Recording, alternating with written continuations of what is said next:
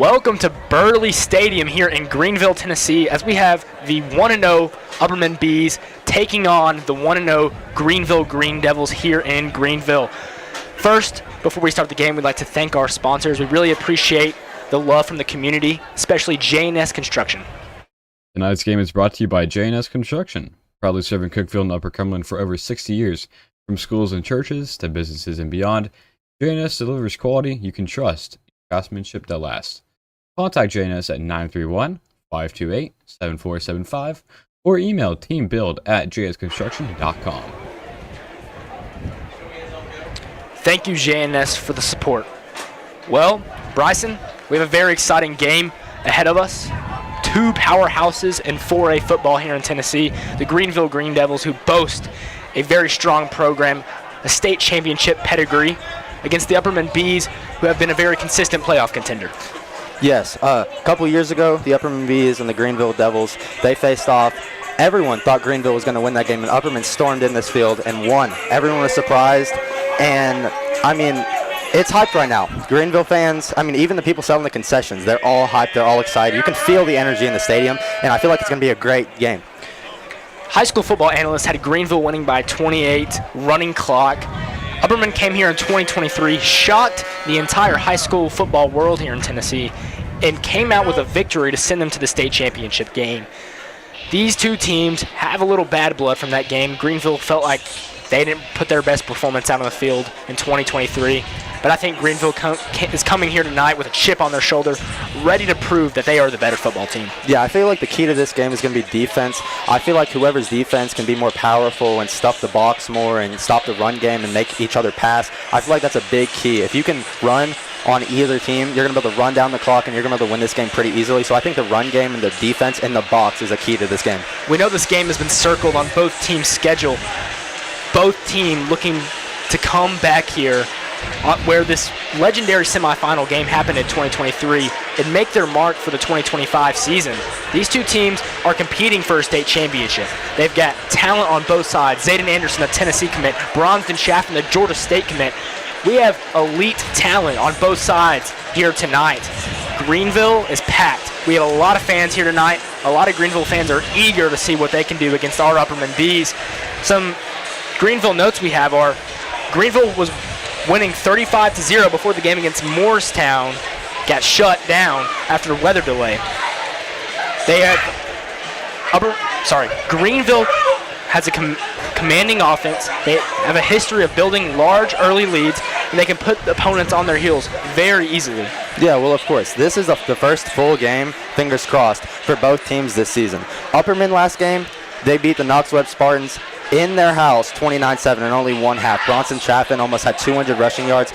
Upperman's defense and offense was just very commanding in that game. They didn't give anything up, and they got whatever they wanted on offense. If Greenville can't stop that, and if they can't create a better defensive plan than Knox-Webb did, it's going to be a very hard game for these Devils to win. It was 29-7 for the Bees against Knox-Webb, and it was 35-0 when Greenville played Morristown. So both of these teams dominated their games against what was a weaker opponent, but still an impressive victory. And as the captains are making their way out to the center field, we have Walter Kane, number 36, the senior linebacker who re-aggravated his ACL last game. Prayers up for him.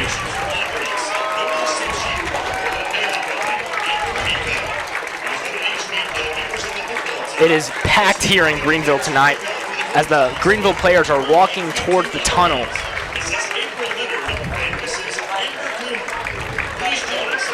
The captains for Greenville, number 1, Zayden Anderson. Number 51, Lath Ivy. Number 7, Caden Bob, the quarterback. And number 22, Parker Quillen. Captains for Upperman, number 6, Walter. Number 36, Walter Kane. Number 6, Carmine Phillips. And number 8, Bronston Chaffin. Captains are shaking hands, and the officials will meet at the 50-yard line. Bryson, we're in for a very good one tonight. Two titans of 4A football. What do you expect tonight? I expect the first few drives for both teams to be a little harder on offense. I feel like the defense, it's not going to be easy, but I feel like game planning for defensive games in high school is a little bit easier because you can mess up on defense and still be able to win games. On offense, if you're sloppy and you have a lot of flags, it's not going to be easy at all. So I feel like the first few drives for both teams will be a little sloppy. I feel like it's whoever can become more explosive on offense first. I feel like they're going to be able to win this game. A question I have is who can start out faster? If you can get an early lead in a game like this where it's very competitive and you can build and maintain constant success on the offense and defensive side of the ball, then you have a very good chance in a game like this. Now, there's star power on both sides. I think Zayden Anderson, number 1, the Tennessee commit's going to make his presence felt here tonight. Zayden is very fast. He burned through defenders very easily last week, and I think he has a chance to do that again against the harder Upperman defense. Bronson Chaffin had 4 rushing touchdowns and 187 rushing yards last week, and I think he's going to be able to run the ball. I think this is going to be a high-scoring affair here. Bryson, what's your pregame prediction for the score?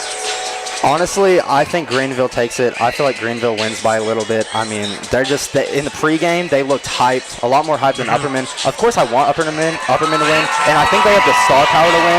It's just they don't look hyped enough right now, and they're going to have to change that if they want to have a chance against this Greenville team. There's fireworks going off. The Green Devils are making their way out, and it is hype here in Greenville. Man, they look good. Upperman looks a little bit intimidated on their side, but my pregame prediction, the Bees close out when it matters and win 28-21.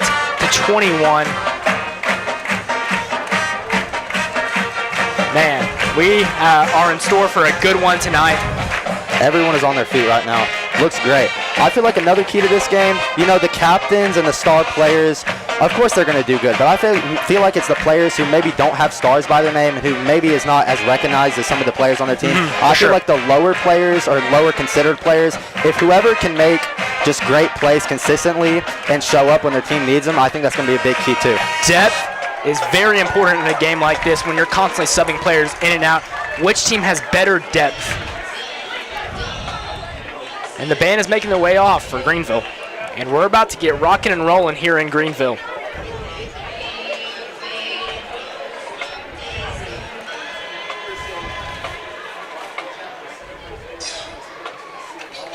Bryson, who are some key players for Greenville tonight? I feel like they're, of course, they're 4 stars. Zayden Anderson, he's a great player committed to the University of Tennessee. I feel like he's a key player. On defense, Elijah Fitz, I don't know if he's going to follow him, but he's definitely going to be guarding him a lot this game. I feel like if he can stop him, or not stop him, but maybe just contain him just a little bit at least. I feel like he's going to have a very good chance to win this game. Yeah, I really like Caden Ball, the quarterback for Greenville. I think he's a very talented player. He's got a good arm. I think he is going to have an impressive night. For Upperman, obviously, Bronson Chaffin. But I think someone who went a little under the radar last week was Carmine Phillips. We didn't really talk about him much. I mean, we talked about him. But, I mean, he was arguably the second most important player for Upperman last week, and I think he's going to have a good game and waiting for him. Also, number 21, Tate Porak, he had a great game last game. He got on a fumble. He got in the backfield every time. Greenville's going to have to contain him on the edge. Upperman is set to kick off. Number 1, Zayden Anderson, set to receive. Number 42, William Shea to kick. And the kick, it's pretty good. And it's fielded about the 23-yard line. Oh, and he's got a good gap, and he's going to get to about the 43-yard line. Really good return by the Greenville Devils right there. If Elijah Fitz wasn't there to stop him, I feel like he could have won all the way. He had a good return, some good blocks there. And the clock is messed up a little bit.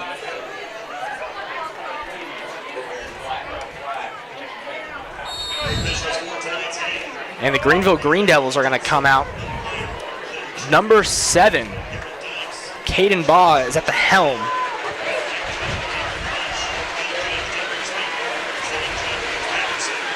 He's going to be in the pistol.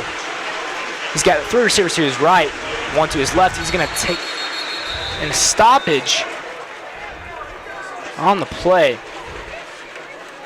First play of the game. Talking to Zayden Anderson. A little bit antsy, maybe. It's about his mouthpiece, it looks like. He's going to throw it off. And he's going to be out the first play of the game. They're going to have to put in number 3. It's not something you want if you want to be Greenville.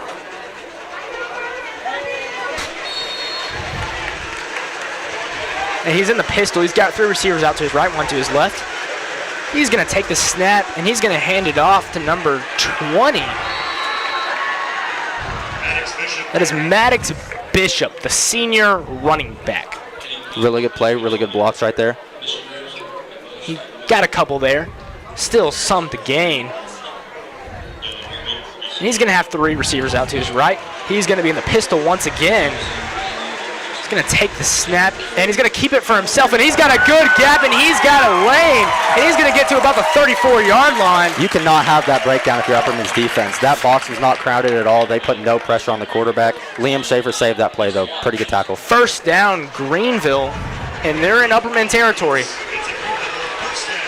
He's in the shotgun. He's got 3 receivers out to his right, running back to his left, and he's going to throw a quick bubble to number 4. 4's got a pretty good run. He just trucked number 11, Gunner Block, but it's going to be second down. Pretty good development right there by the receivers blocking downfield. They're at the 29-yard line. It's going to be 2nd and 5. You can tell the energy by Greenville is just overpowering Upperman right now. The fans are for sure hyped for this game. The student section is massive here at Greenville. Caden Ball is going to be the quarterback. He's going to have number 20 out to his right. He's going to be in the shotgun. A receiver in motion, number 1, Zayden Anderson. He's a player to watch. He's going to take the snap, and he's going to throw it to Zayden Anderson. And, oh, my, that was a good tackle there. Great tackle by number 11, Gunner Block, and 21, Tate Porth getting in the backfield once again. It's going to be 3rd down, the first 3rd down of the game. And that was a quick pass there again. Maybe that's something to watch tonight, are these quick little screens, bubble routes for Greenville. He's got 3 receivers out to his right, 1 to his left, and a running back. He's in the pistol. He's going to take the snap, and he's going to hand it off, and that's a first down for sure. And he's got a good gap, and he might go all the way, and he's going to get to about the 4-yard line. These blocks by Greenville, they're just overpowering Upperman's D-line and corners. Even the safeties, everyone is getting downfield and blocking. This is great by Greenville. 20, Maddox Bishop on the run there. It's going to be 1st and goal. The Green Devils are driving, and they've got a good chance to take the lead early in this game. It's going to be spotted at the 5-yard line. He's going to take the snap, and he's going to keep it for himself, and it's going to be a loss. He might have got back to the line of scrimmage, I'm not sure, but it wasn't a great play for Greenville. Great play by Jude Fitzpatrick getting the quarterback down. It's going to be 2nd and goal.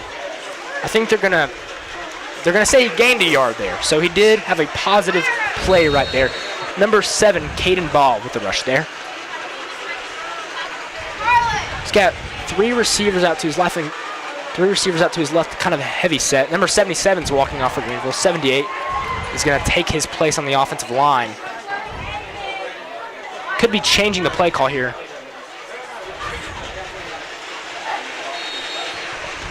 And it's a heavy set. There's a lot of players behind the line of scrimmage, but he's still going to be in shotgun. He's going to take the snap, and a little trickery there, and he's not going to get the first down. Great play by the Bees. They're swarming. They're rallying to the quarterback right now. That's 2 back-to-back direct runs by the quarterback, Caden Ball. And we've got a big 3rd and goal here early in this football game.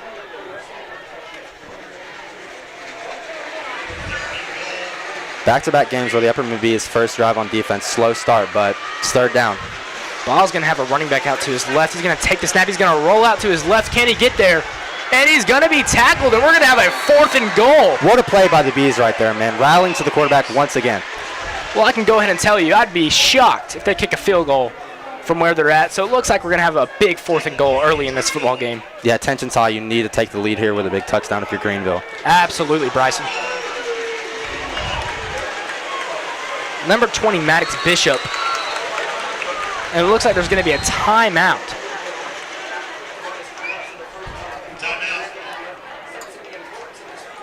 It's going to be an Upperman timeout. We're going to go give a quick word to our sponsors, J&S Construction. Tonight's game is brought to you by J&S Construction, proudly serving Cookeville and Upper Cumberland for over 60 years. From schools and churches to businesses and beyond, J&S delivers quality you can trust, craftsmanship that lasts. Contact J&S at 931-528-7475 or email teambuild@jsconstruction.com. Thank you to our sponsor of the game, J&S Construction, for serving the community for a very long time. Bryson, what do you expect for the play call here for Greenville? I feel like it got to be a run, man. I feel like in high school you don't pass this close to the goal line. I mean, they ran it 3 times. It hasn't worked, but I feel like you got to get a run up the middle or something. The ball is going to be spotted at the 1-yard line. But it's going to be a pretty long one. It's not going to be couple, like 6 inches. It's at the 1-yard line for sure. Upperman's going to have to stuff the box here if they want to get a stop. And they're going to have ball on the quarterback with a really heavy set. I'd be shocked if it was a pass here, but we could see a quick little pass. And Baugh is going to be the quarterback. He's going to take the snap, and he's going to keep it for himself. He is going to quick pass it. And he was brought down, 21. Tate Porath with a huge sack. What a play by the Bees. Drive killer. Tate Porath making his presence felt off the edge. That's going to be first down, Upperman. That's a game-changing play right there by Tate Porath, man. That's why you don't throw the ball on 4th and goal. That was very surprising to me, man. I feel like they could have just ran it and probably got it, but. Wow, what a play early in the game. And Upperman's going to have a little bit of momentum going into their first offensive drive. And when you talk about Upperman offense, you talk about Bronson Chaffin. Yeah. His running ability, his passing ability, he can do whatever he wants on the field. Last game against Knox Webb, he did whatever he wants. They did not get in the backfield at all. Chaffin's the quarterback. He's got Phillips out to his right, 2 receiver to each side. And he's going to draw back. He's going to open man. A great catch by Gunner Block. He had separation early, but they're going to call it incomplete. No, he caught it. He just dove. I saw one judge calling it incomplete, but they're going to keep a catch on the field. That's a diving catch by Gunner Block right there, man. They're going to keep the call. One judge must have been a little bit confused there because it looked like a catch to me. That's a very positive first play for the Bees. As Chaffin's going to have Phillips out to his right. He's going to be in the shotgun. 2 receivers to his left. He's going to take the snap, and he's going to keep it for himself. And he's got a pretty good run there, and they can't. Not one person can bring him down. It's going to take 3 or 4. They finally get him down with another positive yardage play there, and it's going to be pretty close to a first down, if not a first down. Looks like a Greenville Devil is already hurt. That is not a good sign to see. Greenville players injured. We're going to take a quick injury timeout.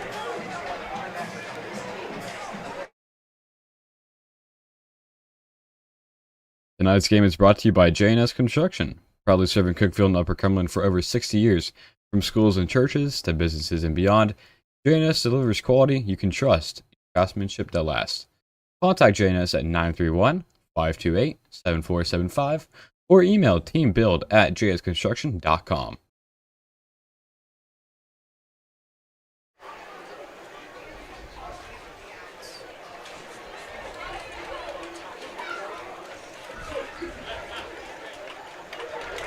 And he's going to get up.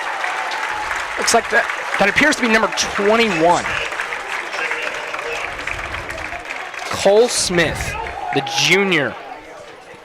Prayers up. Hopefully he can have a swift recovery. It's going to be 1st and 10 from the 49. It's sort of looking like the last game for Upperman. Bronson just running. Defender goes high, but they cannot stop his legs. Chaffin's the quarterback. He's got Phillips out to his left, 2 receivers to his left. We're going to be in shotgun formation here. He's going to take the snap, and he's dropping back again. Another quick completion. It looked like Colton Johnson caught it. It was tipped by the defender. An acrobatic play there by Johnson to rally in the ball. They're going to call it a 1st and 10. Pretty dangerous throw by Chaffin, but that's a toe tap right there by Colton Johnson, man. That was a heck of a play. Dangerous, but it worked. Greenville, they've kind of been on their heels so far on the defensive side of the ball. We'll see how they can respond here. Chaffin's going to have 2 receivers to his left. He's got a man in motion at 6, Carmine Phillips. And it was a low snap, but Phillips is dangerous in the open field. And it's a gain of 4 or 5 there. That was a pretty big hit, though, on Carmine. Couldn't tell who was in there. There were so many players around him, but those Greenville Devils are getting to him right now. It's going to be second down. First 4 or 5 plays by Upperman have just been great, though. Great execution. Looks like a pretty good game plan right now by Upperman. Coach Kane, of course, got a long tenure with the Upperman Bees, a great tenure with the Upperman Bees, multiple playoff runs. He's showing it right now, man. This game plan looks good. It's going to be 2nd and 6 from the 35-yard line. As a player for Upperman is being tempted to, and that kind of looks like Carmine Phillips.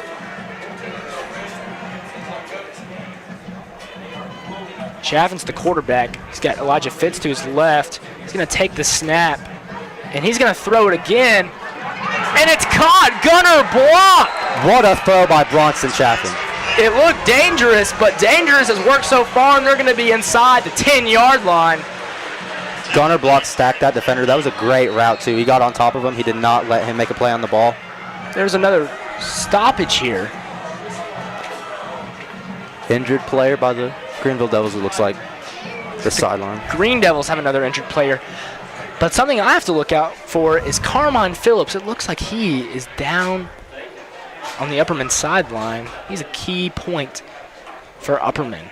So that could be a very hurtful injury. Yeah, he came into this game with a slightly hurt hamstring. Hope it's not that, because that could be a big blow for the Upperman Bees offense and defense. Definitely, Bryson. That would be terrible. We're going to take a quick injury timeout.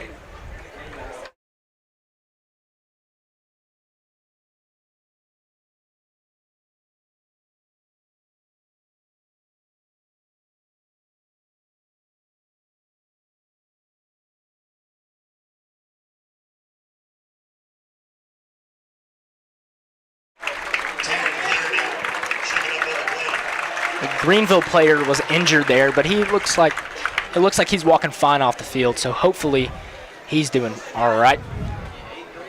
Carmine Phillips is getting attended to on the Upperman sideline. For now, Jude Fitzpatrick will be the running back in the game. And they're going to call it 1st and goal from the 3-yard line. Upperman's really showing their offensive firepower on this first drive of the game. Definitely, Bryson. And they're going to have Colton Johnson in the backfield, the tight end. We're in the shotgun. Pretty heavy set formation. He's going to take the snap, and he's just going to hand it off to Colton, one of the biggest players on the field. And it's not going to be a great game, but it might get a yard or two. And we're going to have a 2nd and goal here. It's a pretty surprising sight to see. I did not see that any last game for the Upperman Bees. Colton Johnson in the backfield. We're at the midway point of the first quarter. 2nd and goal from the 3, so no yardage gain there. Chaffin's the quarterback. They're in the shotgun. He's going to take the snap, and he's going to keep it for himself, and it looks like there's a man wide open. Touchdown pass.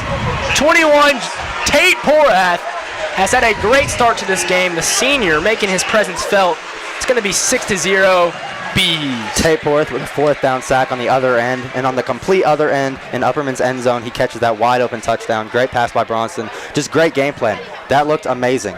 Greenville, if they can't put some pressure on Chaffin and the Upperman wide receivers, it's going to be a hard game for them. That's the first touchdown pass of the season for the Georgia State commit, as Austin Roberts is set to kick the extra point.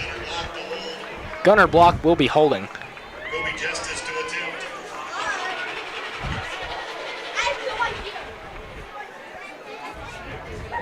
Snap looked a little high, and it's short. A missed extra point, a special teams mishap in a game like this could come back to bite the Bees. But for right now, they're up 6-0, and I think Coach Kane will take that. Yeah, definitely, especially how his defense is playing right now, getting a big stop. I mean, you don't want to have that if you're the Bees, but you can live with it. The Bees are at their best when they're in control of the game. They can take these long drives that wear out the defense. They're up 6-0 right now. Bryson, how can Greenville respond and make this a tied game? They're going to have to run the ball.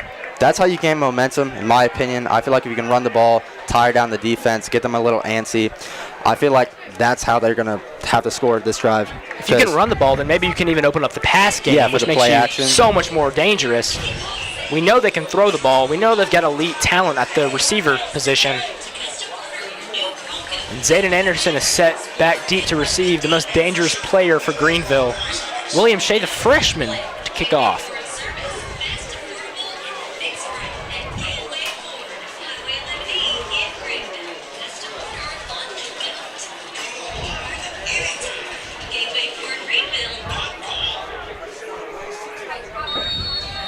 William Shea set to kick off. Zayden Anderson And it's a kick to the left side of the football field.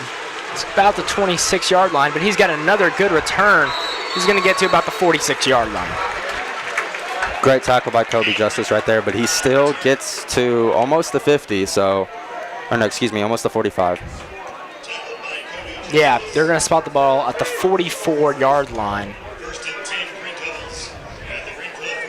Sorry, the 43-yard line. Greenville's got a great running game. If they can maybe have that 3 yards and a cloud of dust mentality on this drive, I feel like they can tire down that Upperman defense and take a lead. Caden Ball is going to be the quarterback. He's got a running back behind him, and he's got 3 receivers to his right. He's going to be in the pistol. He's going to take the snap. And another stoppage. It looks like a flag on the play.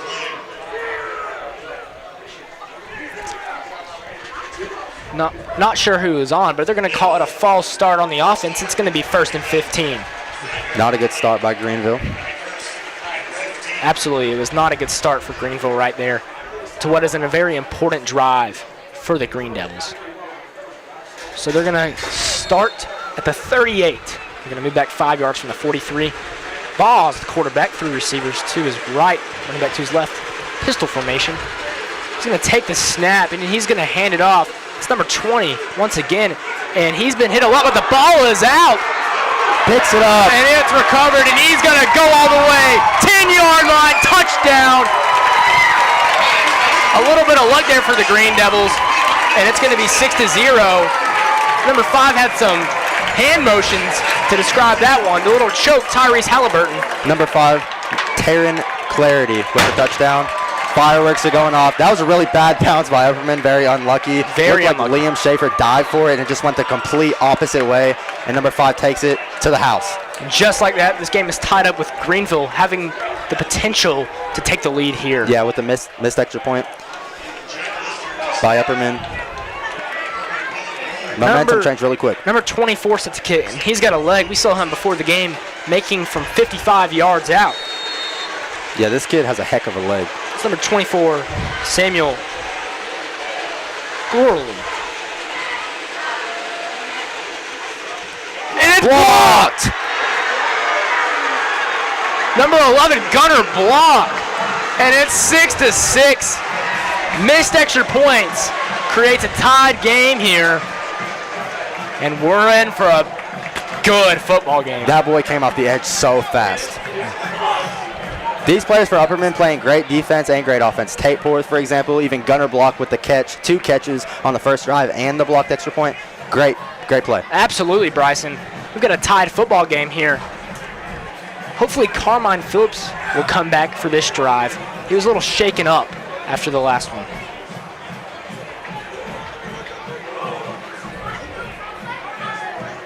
These two-way players for Upperman are setting the tone in this game early. Absolutely, Bryson. Number 24 to kick for the Green Devils. I believe Elijah Fitz will be receiving for the Upperman Bees.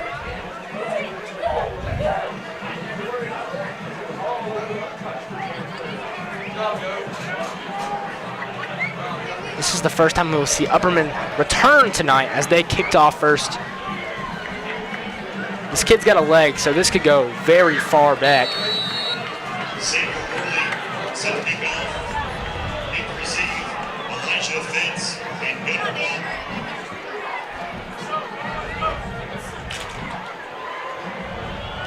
Kick is up, and it's a low kick. That's going to take a good bounce, but Elijah Fitz has got some momentum recovering it.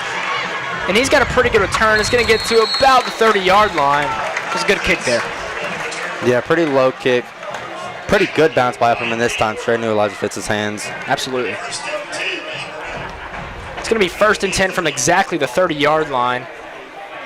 I feel like Upperman's got to look to replicate that drive. Good news for Beast fans. Carmine Phillips is back in the game, the star running back.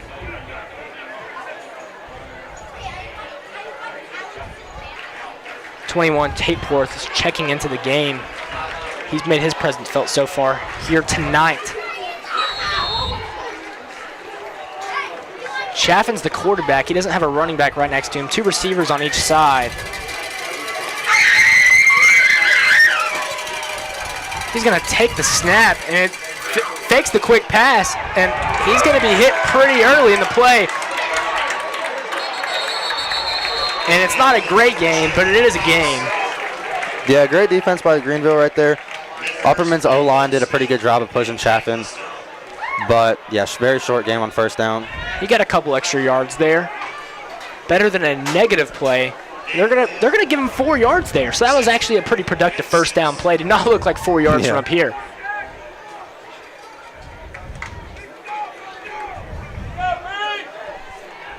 Chaffin's gonna have another empty set here. 2 receivers on each side.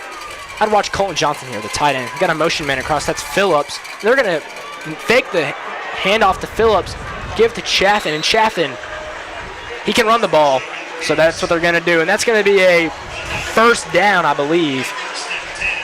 Yep, first down from the 40.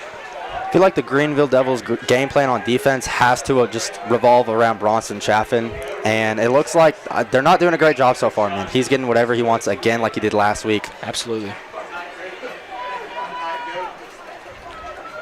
Player to watch again is Zayden Anderson. He's guarding Elijah Fitz, Upperman's best receiver, so that's a matchup to watch here tonight. Chaffin's going to take the snap, and he's going to look over to Fitz, but he is guarding. There's a penalty. Could be a holding, and that's what it will probably be. It's going to set them back 10 yards to where they started the drive.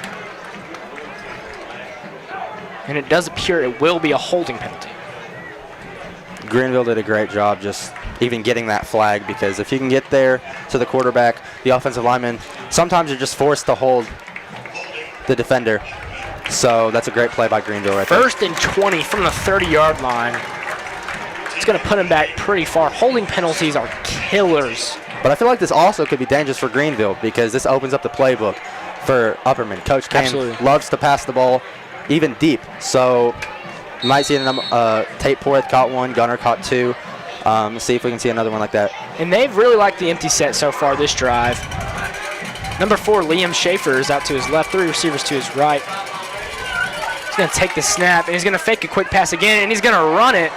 That's a pretty solid gain, about 6 yards there. It's going to be 2nd and 14, I believe. Seems like that's been Upperman's go-to. Just give it to Bronson, give it to the star quarterback, and just let him run it straight up the middle, find the gap, chuck a few defenders on the way. It's going to be 2nd and 14 from the 36-yard line. Greenville's defense has done better so far this drive. Number 20, Maddox Bishop, has done a great job so far getting into the backfield. He's the running back also, so he is a 2-sided superstar. Can take the snap, and he's going to be a quick pass out to Phillips, and Phillips is dangerous, and he's going to have a solid game there. 5 or 6 yards there, so it's going to bring up a pretty important 3rd down. Looks like he got to the original sticks maybe before the 10-yard penalty. A lot of quick completions here for the Bees. They haven't tried anything deep so far. They might have to on this big 3rd and 10 from the 40-yard line. It's only the first quarter, but this drive has some intentions for the rest of the game. Number 3, Kane Ricker, hits hard, man. He's 6'1", big body. He hit Carmine really big on that play. Chapman's going to take the snap, and he's going to throw it. Elijah Fitz, slightly overthrown. He was open slightly. Pretty good defense by Zayden Anderson right there. Elijah Fitz had to step on him. He stacked him pretty well, honestly. A little bit of an overthrow by Bronson, but great hustle by Elijah diving to that ball, just a little out of his reach. And it's going to be 4th and 10. Upperman doesn't punt much, but they're going to have to punt this ball right here on their own 40-yard line, and Greenville's offense doing pretty good so far, so I think this is a safe bet here. Looks like Carmine Phillips will be punting.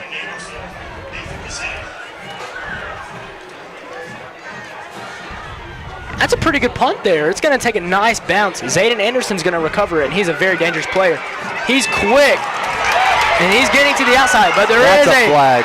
There is a penalty on the play. This is going to come back. Couldn't tell who it was, but someone had a very bad block in the back on number 81, Devin Burrington. So that's going to come back. That's not legal right there, I can tell you. Pretty good hustle by the Upperman Bees, though. Greenville's been pretty good in the return game so far tonight. Shame that has to come back. I mean, as they should. They got a Tennessee commit, so. Zayden Anderson is very dangerous. Upperman has gone head-to-head with some of Middle Tennessee's finest, with Zayden Anderson, the receiver for Tennessee, and Shavar Young last week against Knox Webb, the 3-star. Yes, they didn't do a great job containing him last week, to be honest. Held the Knox Webb offense to only 7 points, but if it wasn't for the flags and some of the bad play calls by Knox Webb, Shavar would have had a lot more yards. So let's see if they can do better. It's going to be 1st and 10 from about the 21, it looks like. So they're going to have not as good field position as they usually have had. And they're going to call another, maybe, I'm not sure what that penalty was for. I think it was the same penalty, just later called. I believe so, to Bryson. So they're going to pin him back even further. It's like the 9 or 10 yard line. Greenville does not have good field position. Boz, the quarterback, he's in the shotgun. Going to take the snap. Oh, and there's a... Oh, no, he had him open. He had a receiver open. Oh, but he's elusive in the open field, and he's got a really good game, but another flag, and this is going to be coming back also. That looked like a hold. And the Greenville fans are not happy about this one. The Greenville fans are pointed towards Upperman, so I don't know what they're thinking. It looked to me like a hold, but... Also looked like a hold to me. Holding. Yeah, that's coming back. It's going to pin them back even... Well, they might count some yards. It kind of just depends where the hold was. That's a break for the Upperman defense. Looks like first it was a bubble screen by Greenville, turned into a receiver deep. Was pretty open. Looked like the quarterback was about to throw it, but good defense by Upperman. But they caught a break there because that was a great run by number 7. So they're going to place the ball at the 12? Yeah, give him like 3 yards maybe on that play. So still a positive play, but not a positive play. Caden Ball's running ability is really showing right now. Yeah, he's an elusive player. He's the quarterback. He's in the pistol. He's got 3 receivers to his right. He's going to hand it off to number 20, the running back. Or no, it looks like he kept it himself. It's kind of hard to see from up here, but they are very elusive. It's kind of hard to see who has the ball. I'm sure it's hard for the Upperman defense to see that also. Trevor Polk with a heck of a play right there. Trevor Polk, the younger brother of Ethan Polk. Ethan Polk is one of the best Upperman football players ever. Of all time, yeah. Maybe Trevor can live up to that, too. He's in the shotgun. He's got a running back next to him. Another stoppage here. Could be a timeout. 2nd and 6 from the 15. Looks like a timeout by Upperman. We're going to take a quick timeout.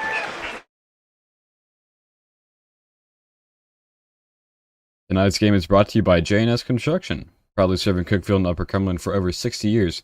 From schools and churches to businesses and beyond, J&S delivers quality you can trust, craftsmanship that lasts.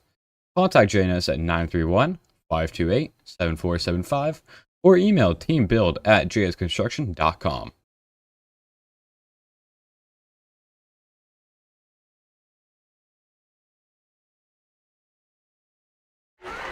And we are back after the timeout.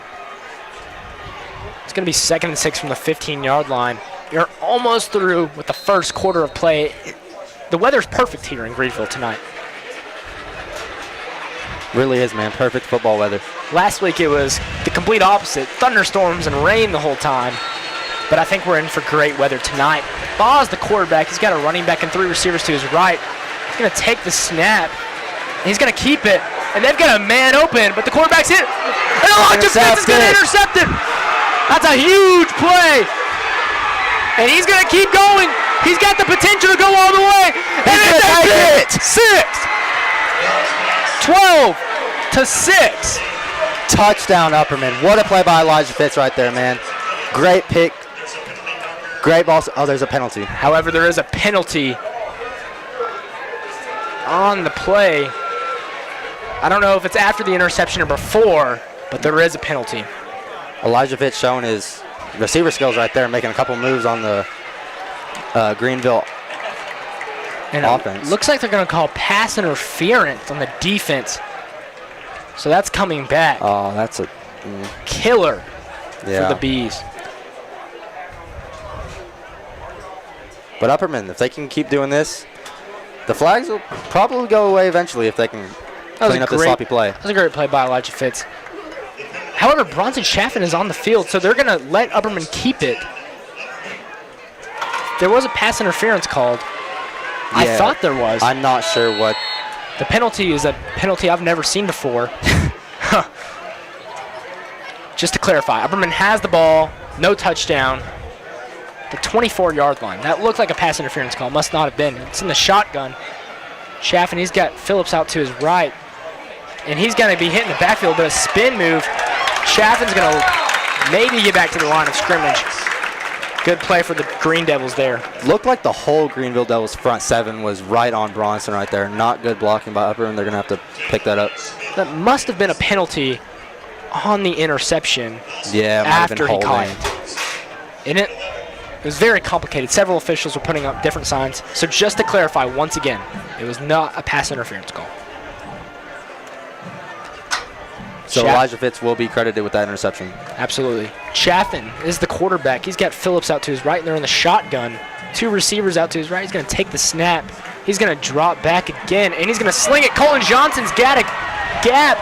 It's going to get to about the 2 or 3 yard line, and Upperman is knocking on the doorstep of another. So Liberty commit right there, man. Touchdown. You cannot let him.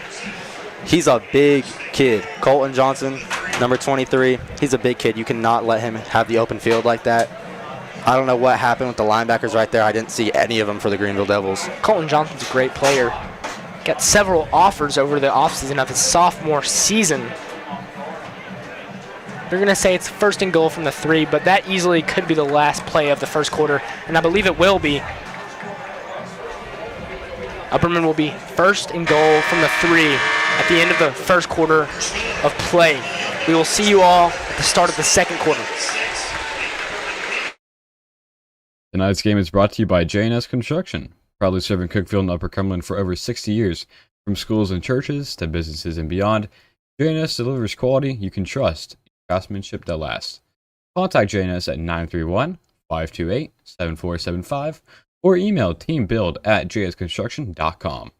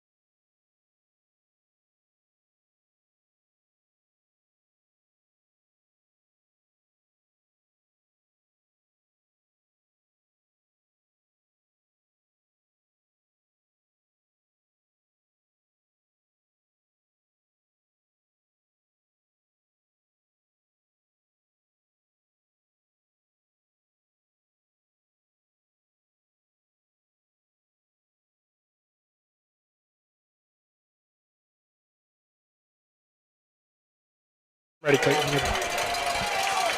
And we are back here in Greenville. It's going to be 1st and 3. Motion man across. And another stoppage, a penalty on the play. Goodness. False start for the offense. It's going to be 1st and 8. This has been a great game so far, especially to watch. Besides the flags, the penalties kind of stopping the plays. Kind of annoying, to be honest. It has been very entertaining so far, Bryson. It was a false start there. It's going to pin them back 5 more yards. Changing the play call. They brought Elijah Fitz, number 3, in. Chaffin's the quarterback. They're in the shotgun. Phillips out to his right, 2 receivers to his left. Chaffin talking to the sideline. Potential change of play there. Chapman's going to take the snap. He's rolling out to his right. He's got a pretty good gap, and he's going to go all the way. And a little celebration there caps off an impressive touchdown drive. It's going to be 12-6, Upperman. Bronson Jasmine hit that hole, and man, is he fast. And he just walked into the end zone with a little leap, it looked like. He's pretty happy after that touchdown there, that's for sure. I would be too. Adding to his resume from even last week with the 4 rushing touchdowns. He's going to make 5 rushing touchdowns, 1 passing touchdown so far on the season. Extra point was missed in the first quarter. Let's see if he can make it here. Upperman went for 2 a couple times last week. Kind of surprised at this play call.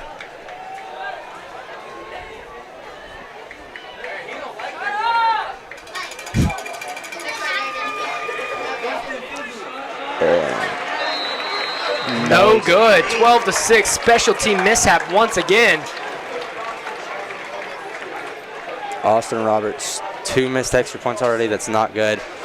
Hopefully it's not in his head because that can be an absolute game killer for Upperman.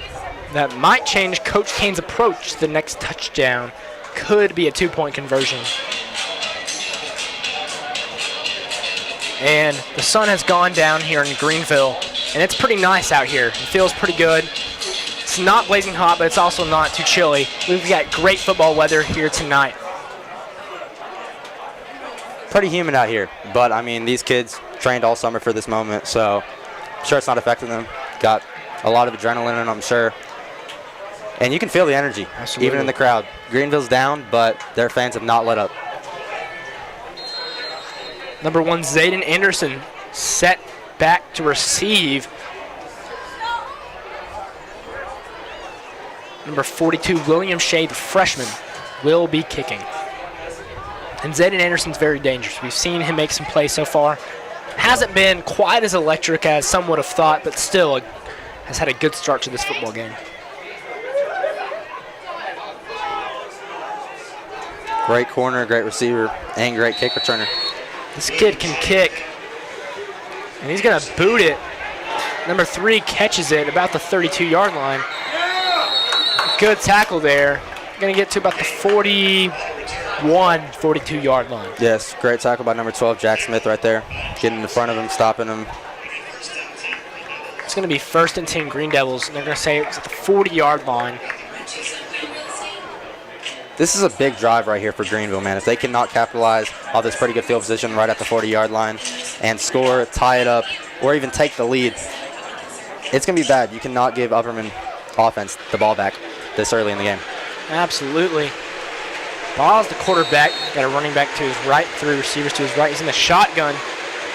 He's going to take the snap. He's going to hand it off, and he's got a good gap. That's the first time I believe we have seen number 17 run the ball, but a productive first run for him. That is number 17, Jude Dyer, junior running back. Really good blocks by Greenville's O-line and even receivers right there, man. Greenville hurries to the line of scrimmage. Late substitution, that's going to be a flag. Carmine Phillips is not happy about that one. Yeah, it looked like Kobe Justice was trying to check in for Trevor Polk.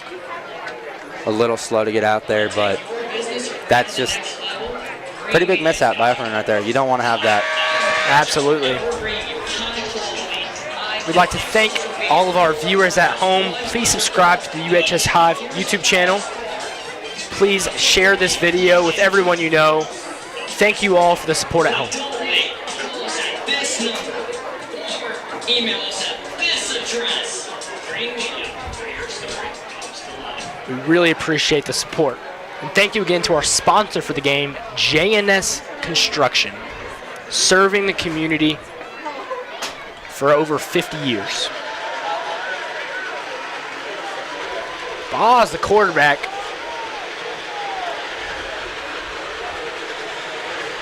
He's got a running back on his right, 3 receivers to his right, 1 to his left. He's going to take the snap. He's going to hand it off. And that looks like that's number 17 again, and he's got another productive first down run. Colton Johnson with a good tackle.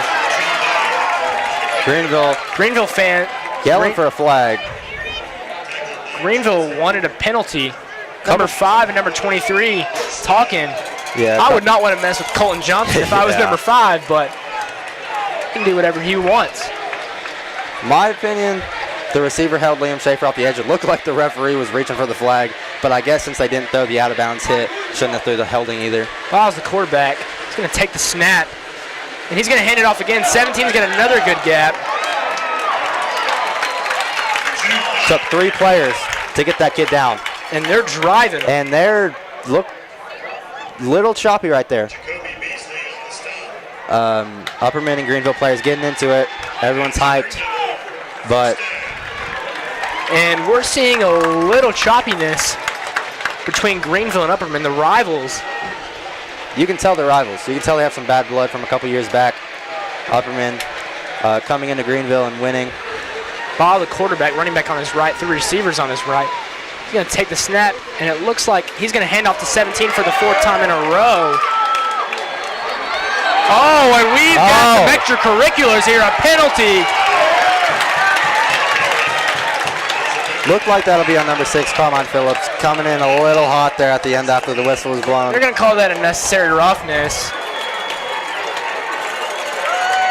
And the Greenville fans are happy about that one. Man, the energy here, even the players, this is a great game. Hopefully nothing gets too out of hand here. As you can see, the players are getting a little upset. You don't want to see them too upset, but it's football, man. You want to see some aggressiveness. You want to see some big hits. That's a personal foul. You cannot have a lot of those. you cannot have that, though. Greenville driving that 5-yard line.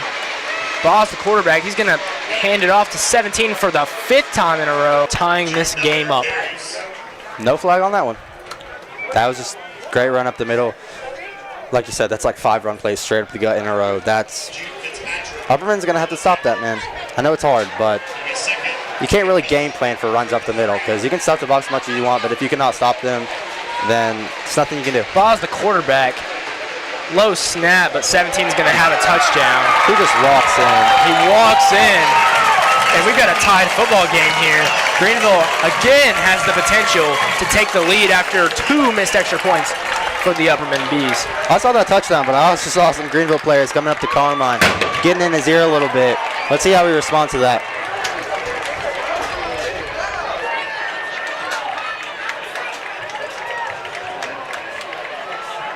Pretty cool jumbotron they got right there.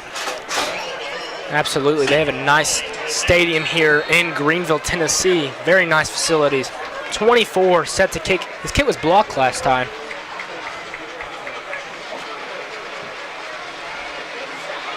It's not going to be blocked this time, and it's right down the middle, and Greenville has taken the lead in this game. It's going to be 13-12. Upperman will receive.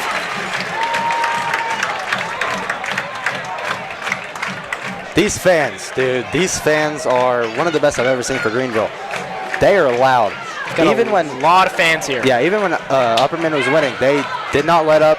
They're chanting, they're clapping, they're yelling, they're screaming. Definitely getting in Upperman's head a little bit. It's been a great game so far. It's been nothing short of one of the best football games so far this season.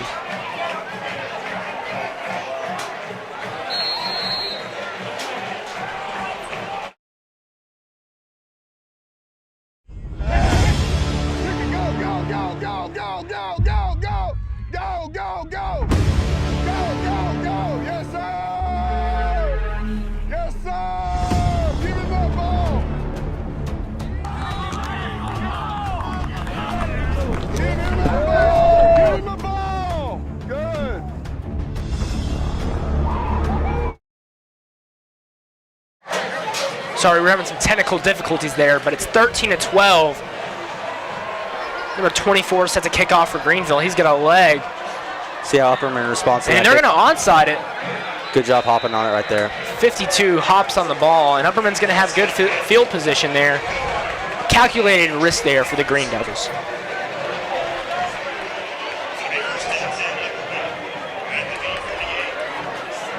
Carmine comes out, like I said earlier. He had a couple Greenville Devils talking to him, probably saying some not too nice things. Let's see how he responds to that. Yeah, there were some extracurriculars earlier. See if that continues on this drive. I'm expecting that kid to have a big play. Absolutely. He's definitely capable of it. Chaffin's in the shotgun. He's got a running back to his left. Receiver to his. Looks like he's changing the play, as they're gonna have everyone on the left side.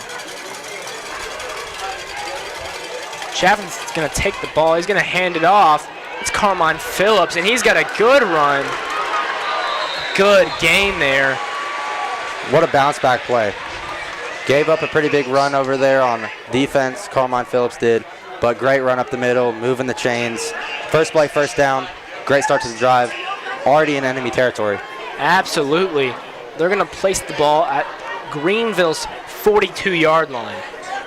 They're going to say it's 1st and 10, so a 10 or so yard run there. Chaffin's the quarterback, another heavy set left. It's going to be in the shotgun. He's going to take the snap, and he's going to run it himself.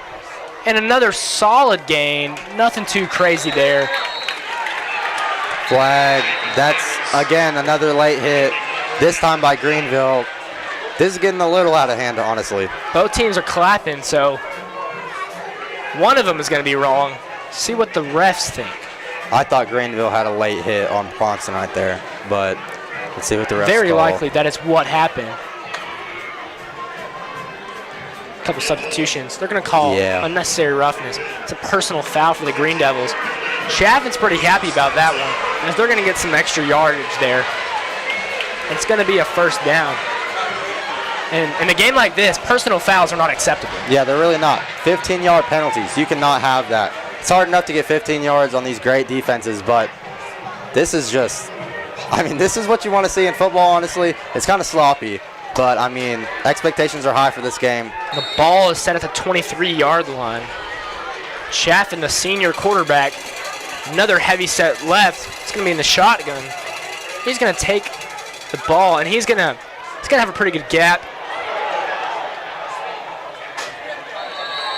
Late hit. That's another late hit on Greenville. Is that a flag? They call it? Looks like they're going to let that one go. And they're just going to let that one go. Happened earlier at Greenville, but they called the penalty on Upperman. You can't hit them. You can't throw a flag for a late hit every single play, but, I mean, that was definitely unnecessary there. You'd hate to see a player get hurt off something stupid like that. It's all fun and games until you injure another player. That's just not acceptable at all. You want energy, but that's a little too much. It's going to be 2nd down and 4 from the 17-yard line. Chaffin's the quarterback. They're in the shotgun. Again, a heavy set left. Take the snap, and he's just going to hand it off to Phillips. Phillips has got a good gap, a first down.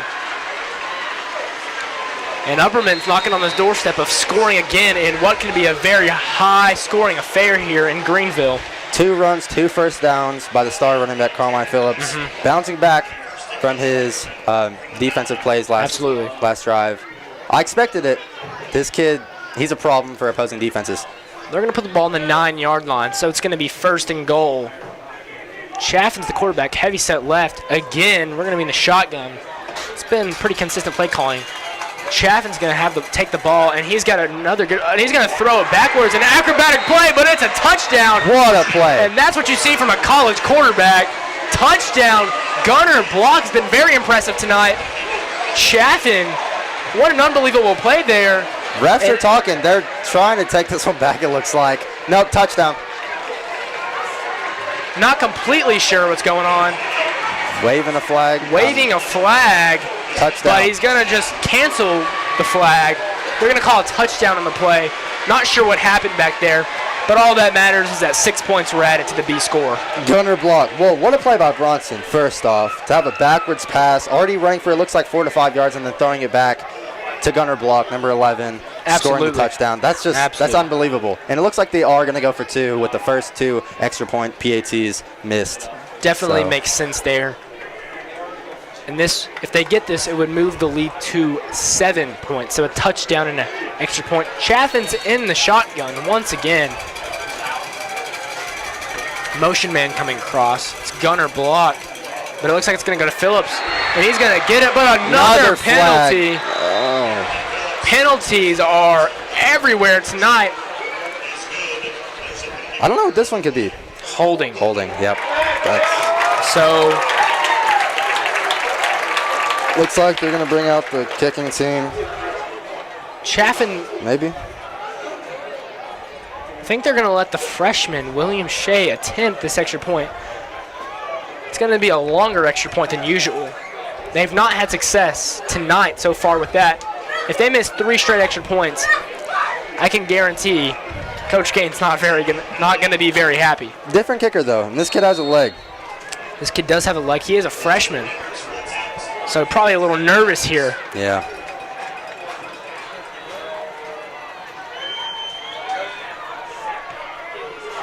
It's good. What a kick. It's gonna be 19-6.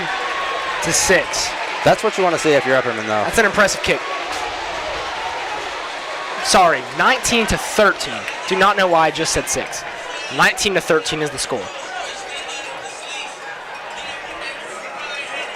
First touchdown so far where they get 7 instead of 6, so that's good. Yeah, I think I had 6 because they just scored a Yeah. touchdown. But 19-13 is the score.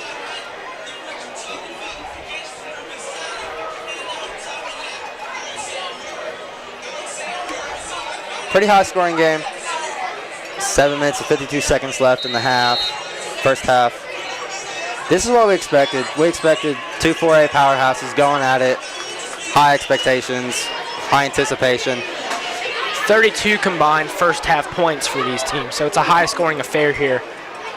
I mean, Upperman students, athletes have been looking at this game all the way since the schedule first came out. They knew this was going to be a big matchup, and Absolutely. I mean, they're not letting anyone down with this matchup either. So, great game. Shea set to kick after making the extra point. And he's going to kick it far, but oh my This is unbelievable. goodness. Such a sloppy game so far. Well, it's clearly something because the far ref on both sides of the sideline threw it, so It's probably going to be on the Upperman Bees. yeah, they're going to move it back. They're going to have to kick it even further. Looks like kicking from the 40 now, yeah. Offsides on Upperman. No, they're going to move it back even farther. They're just setting up Knoxville wet. I mean, they're setting up Greenville even better.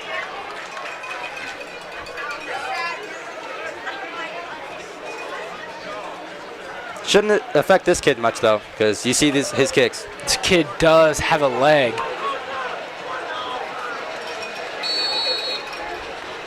Number 1, Zayden Anderson set to receive, but it's not going to get to him. It's a shorter kick, but pretty good tackling there. And they're looking for a flag again. Looking for a flag. Greenville's players calling for a flag. That looked a little bit too soft to be a flag right there. They're complaining a little too much, I feel like. Safe to say these teams don't like each other. Yeah. I feel like anyone can look at this game and tell that they're rivals. Even if you didn't know the names of either team or where they were from or their history, their past, you can tell that expectations are high, and these players, they're amped up. They're hitting each other hard. Just hope to see no more of those after the play penalties. The Upperman fans are loud here. Boz, the quarterback, is in the shotgun, 3 receivers to his right, running back to his left. He's going to take the snap, but he's going to keep it for himself, and he's got a pretty good game there. Phillips with an impressive tackle. He's everywhere tonight. Yeah, he really is, man. Pretty good setting the edge by Liam Schaefer, number 4 right there for Upperman. It's going to be 2nd down. Pickup of 6 yards. This Greenville team is huge. 2nd and 4. It's going to be Boz, the quarterback, running back to his left, the receivers out to his right. He's going to keep it for himself again. And he's pretty close to a first down if he doesn't have it. Yeah, making a man miss. And there's right some there. pushing after the play once again. Pushing and shoving seems like after every single play for both of these teams. And it looks like they're going to call it a first down. Upperman defenders are doing a pretty good getting in the backfield, but everyone for Greenville is just making the first defender miss. And if you can make the first defender miss, then it's going to be hard. Bob's the quarterback. He's got 3 receivers up to his right. He's in the shotgun. He's stepping back. He's looking downfield. Zayden Anderson did a good job of breaking it up. Right there. Yeah, he had to play some defense right there. Not too hard for him because he's a corner. Looked like that Fitz wanted offensive pass interference, but they're just going to let it slide. It's going to be 2nd and 10. Oh, no. Elijah Fitz is down. This could be a... I think he's just cramping. Cramping. Yeah. Injury timeout. We will be back shortly. Tonight's game is brought to you by J&S Construction, proudly serving Cookeville and Upper Cumberland for over 60 years. From schools and churches to businesses and beyond, J&S delivers quality you can trust, craftsmanship that lasts. Contact J&S at 931-528-7475 or email teambuild@jsconstruction.com.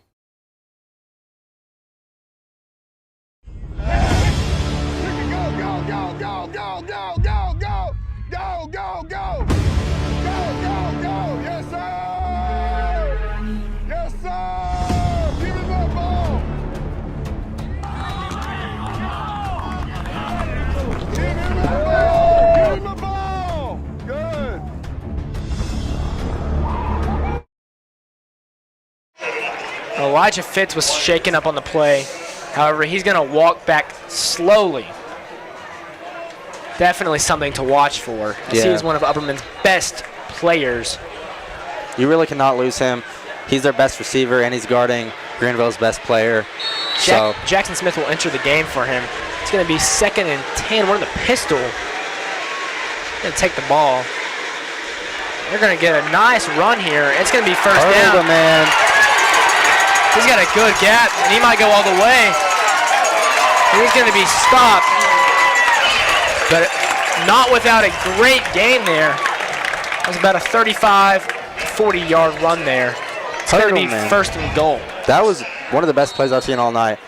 Hurdled a player in the middle of the field. There's another stoppage. Got through the first couple phases of Upperman's defense. It's going to be first and goal from the 7-yard line. Another stoppage. Not sure what this one is. Looked like an injured player, number 17 for Greenville. 17, that was the running back. They just made that amazing play. Hate to see it. But it looks like he's fine. He's jogging off the field pretty fast. Elijah Fitz still has not came back in, so looked like a cramp, but you hope it's nothing worse than that because he's still out, so yeah, you got to have him. Absolutely. It is a major point on this defense as Jackson Smith is guarding number 1, Zayden Anderson. Ball's the quarterback. He's going to take the snap. He's going to keep it for himself, it looks like, and he's going to score. He just walked in the end zone. That's way too easy, but touchdown Greenville. That's way too easy. Upperman's got to do a way better job at stopping that and even containing the quarterback and the running back, but it's a pretty lethal duo so far, I'd say. The running back and quarterback Caden Ball, and he's had a couple different running backs in the backfield with him. Pretty good duo there, right there. And it's a tied football game as Greenville will have a chance to take the lead on this extra point.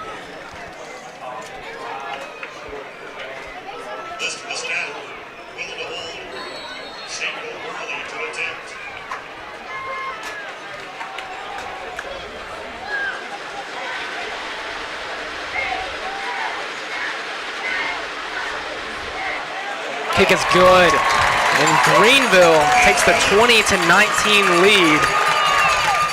These teams, two great offenses by two great quarterbacks, Bronson Chaffin for the Bees and Caden Ball for the Greenville Devils. And they're just going back and forth, honestly. Seems like it's been every other drive the opposite team has had the lead.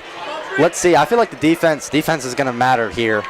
Back and forth scoring. Yeah, especially in the fourth quarter. Once we get to the fourth quarter, you cannot have these back and forth offensive drives. It's going to come down to a late game, I feel like. I feel like whoever has the best defense in the third and fourth quarter, I feel like it's going to win the game. This could be a classic case of who has the ball last. That is 20-19 here in Greenville. The Green Devils winning by 1 in what has been a high-scoring first half. It's been an offensive game so far.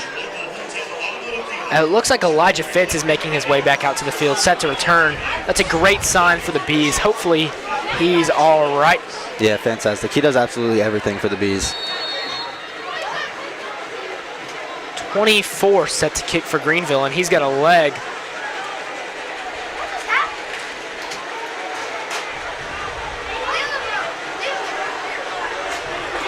And wow. That was a high kick, and it was a good kick. Gunner Block going to receive it. Flag comes out. Penalty But Gunnar Block's going to have a really good return. However, could be coming back once again. And another flag late hit looks like on Greenville. That's maybe offsetting penalties. I'm not sure. Could definitely be offsetting penalties. But if it's a personal foul, they got to give yards to Upperman because personal foul is a way larger foul than just a normal holding call. A lot of extracurriculars so far tonight. We've got 6 minutes and 14 seconds till halftime, and it would have been a very exciting game so far.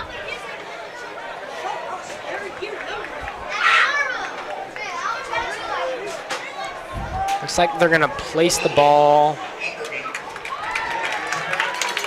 Maybe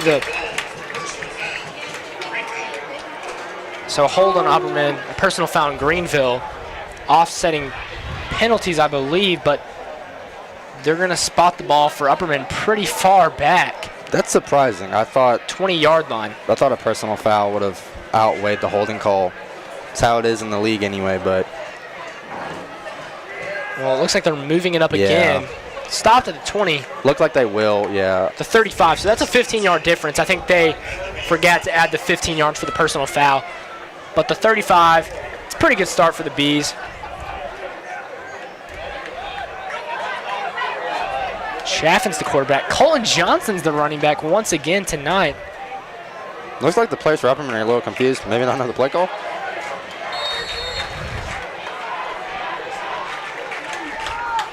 Got a heavy set behind center, and Chaffin's just going to take the ball and run it. He's not got a great gain, but he's got some yards. We've seen a lot of these type of plays tonight, just Chaffin taking it and running it. It's the Bees' go-to. Just give it to Chaffin, give it to the Georgia State commit, let him run straight up the middle, break a few tackles hopefully, but that's some great defense by Greenville right there. Absolutely. Gain of 3, 2nd and 7 from the 38-yard line. Not many big defensive plays so far by either team. You got to think or expect someone on one of these defenses to make a huge game-changing play for their team. Absolutely. And Chaffin is going to have Carmine Phillips to his left. He's got a couple receivers to his right. He's got a motion man across. He's going to take the snap. He's going to roll out to his left. Looks like he's got a pretty good run here. He's got some top speed. And oh, he hit the ground hard there. But something I've been so impressed with Chaffin is it doesn't really matter how hard he gets hit, he gets back up every time. Yeah, I mean, he's a huge player. He's absolutely massive.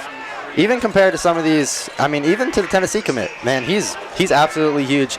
And he can carry the opposing defenders with him as long as he wants, to be honest. And it looks like he did right there, too. Get a first down, get to about the 49-yard line. Called him this last week. I'm going to call him this tonight, a human bowling ball. Yeah. He's going to be the quarterback here once again. He's in the shotgun. He's going to take the snap. It's going to be Phillips. Phillips does not have a lot of yardage there, but they do cross midfield. It's going to be 2nd down incoming. Yeah, gaining a yard or two right there. You'd like to see more from the Upperman offense, but they're doing pretty good so far. Moving the chains a couple times.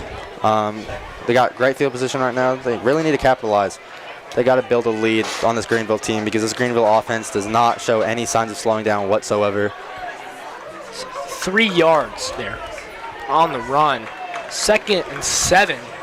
Ball's at the 48-yard line. He's going to have motion some players to his right side. He's going to take the snap. He's going to go to his right side. A penalty once again. This play could be coming back. Looks like it will. It's in the backfield. Illegal shift. Looks like. Legal shift. Another penalty for Upperman. They weren't really this sloppy last week against Knox Webb, but pretty sloppy here tonight. Yeah, they really weren't. Most of the flags were on Knox Webb, to be honest. They were forcing a lot of penalties getting in the backfield. Absolutely. But a lot of flags by both teams. You hate to see it, but, I mean, it is what it is. It's been a sloppy game here tonight. It's going to be 2nd and 12, I believe, if they move them back 5 yards. It's going to be 2nd and 12 from the 47-yard line. You got to believe Greenville's got to drop a blitz sometime. I've seen 4 defenders just rushing the passer every single time so far. They're in the shotgun. Chaffin's going to take the snap, and he's looking downfield. He's going to He's going to throw it downfield to Elijah Fitz. They're going to call it incomplete. I thought he threw a flag on that, it looked like, but I guess the ref just dropped his hat. 3rd and 12, if no penalties were called. It looks like none were. He stacked the defender again, but a little bit out of his reach. 3 minutes and 44 seconds till halftime. Big 3rd and 12 here. What do you expect the play call by the Bees to be here? You know, I just think they need a quick completion to one of their better players, maybe Carmine Phillips. And they just need to have some blockers on that side and take a chance. Chaffin's going to be the quarterback. He's going to take a snap. He's getting pressured. He's going to throw it over the middle. Colin Johnson wanted a pass interference call. No flags were thrown. It's going to be 4th and 12 from the 47, and Upperman most likely will punt. Yeah, that's a big stop by Greenville right there, getting to quarterback Bronson Chaffin, forcing him to throw a jump ball, and he also jumped when he threw the ball because the offensive linemen were so close to him because that defense penetrating the offensive lineman. Really good play by Greenville right there, and now they get the ball back, up 1, trying to build a little lead. Greenville's got a good football team, and their defense has really settled in. Like we said last week, Upperman's not used to losing, so we'll see how they fare with this one. And a great kick by Carmine. Oh, my. That's it's going to go in the end zone. But it was booted. It was a very good kick. That honestly might be better than letting Greenville return it. Yeah, it really is. Doesn't seem like the Upperman special teams has been getting to whoever returns the ball for Greenville anytime. Looks like they get to the 40 or 50 every single time. Right there should be the 25, 30-yard line. So absolutely. It's going to be at the 20-yard line. This is a big drive before halftime. Yeah. Greenville has a chance to take a bigger lead than 1 point. Pretty much this game is tied. It's been pretty even so far, but Greenville has a chance to take a lead before halftime. Upperman will receive the second half kickoff, so Greenville has a chance to push their lead a little further. Yeah, Upperman, we didn't get to see their second half offense last game. So Ball's the quarterback. He's going to take the snap. He's going to hand it off to number 17. 17 has got some great speed, and he's going to have a good run there. Yeah, that was a great play. Great blocking downfield. It's great blocking by the receivers for Greenville so far, too. It's a good play there. Looks like number 4, Cole Franklin, was blocking Liam Schaefer on that play. Did a really good job. It's going to be 2nd down and 1 from the 29. Ball's the quarterback. He's going to take the snap, and he's going to keep it for himself once again. And he's going to keep driving. He's going to get to about the 40-yard line. Greenville's got the momentum right now. Yeah, Upperman defender. Doesn't look, I don't know who that is, but one of the defensive linemen for Upperman is down. That doesn't look good. We're going to take a quick injury timeout.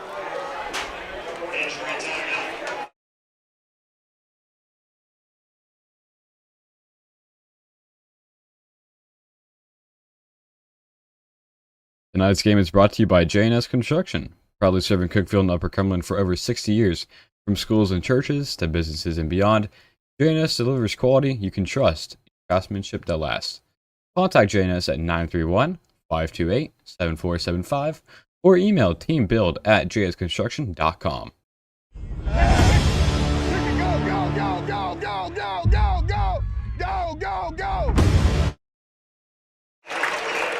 Israel Alvarez there, shaking up on the play, limping his way out. Prayers up for him that he can recover swiftly. Yeah, at least he's walking off. Seems, kind of under his own power. The trainer's kind of holding him a little bit, but at least he got up.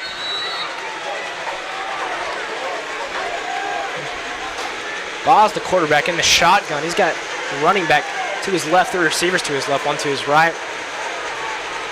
He's going to take the snap, and he's going to hand it off, but hit in the backfield. Great play by the Upperman defense. It's going to be 2nd down. A loss of yardage on that play for the Green Devils. Yeah, normally say the number and name of the player that made the play, but that was the whole Upperman Bees defense right there. Everyone was in the backfield tackling Everyone them. was in the backfield, absolutely. It's going to be 2nd and 11, loss of 1 yard on the play. The clock is about 2 minutes. Ball's the quarterback. He's got a running back to his left, 3 receivers to his left. He's going to take the snap. He's looking downfield. However, Zayden Anderson was covered. Ball's dangerous with his legs. And huge hit. And the Bees are angry now. It's going to be third down. Looked like Kobe Justice delivered that blow. A big third down. That was a big hit. That's a tone setter right there. And a stoppage. I believe a timeout by the Green Devils. We're going to take a quick timeout break.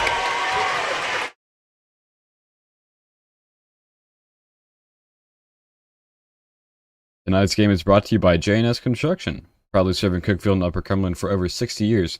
From schools and churches to businesses and beyond, J&S delivers quality you can trust, craftsmanship that lasts. Contact J&S at 931-528-7475 or email teambuild@jsconstruction.com.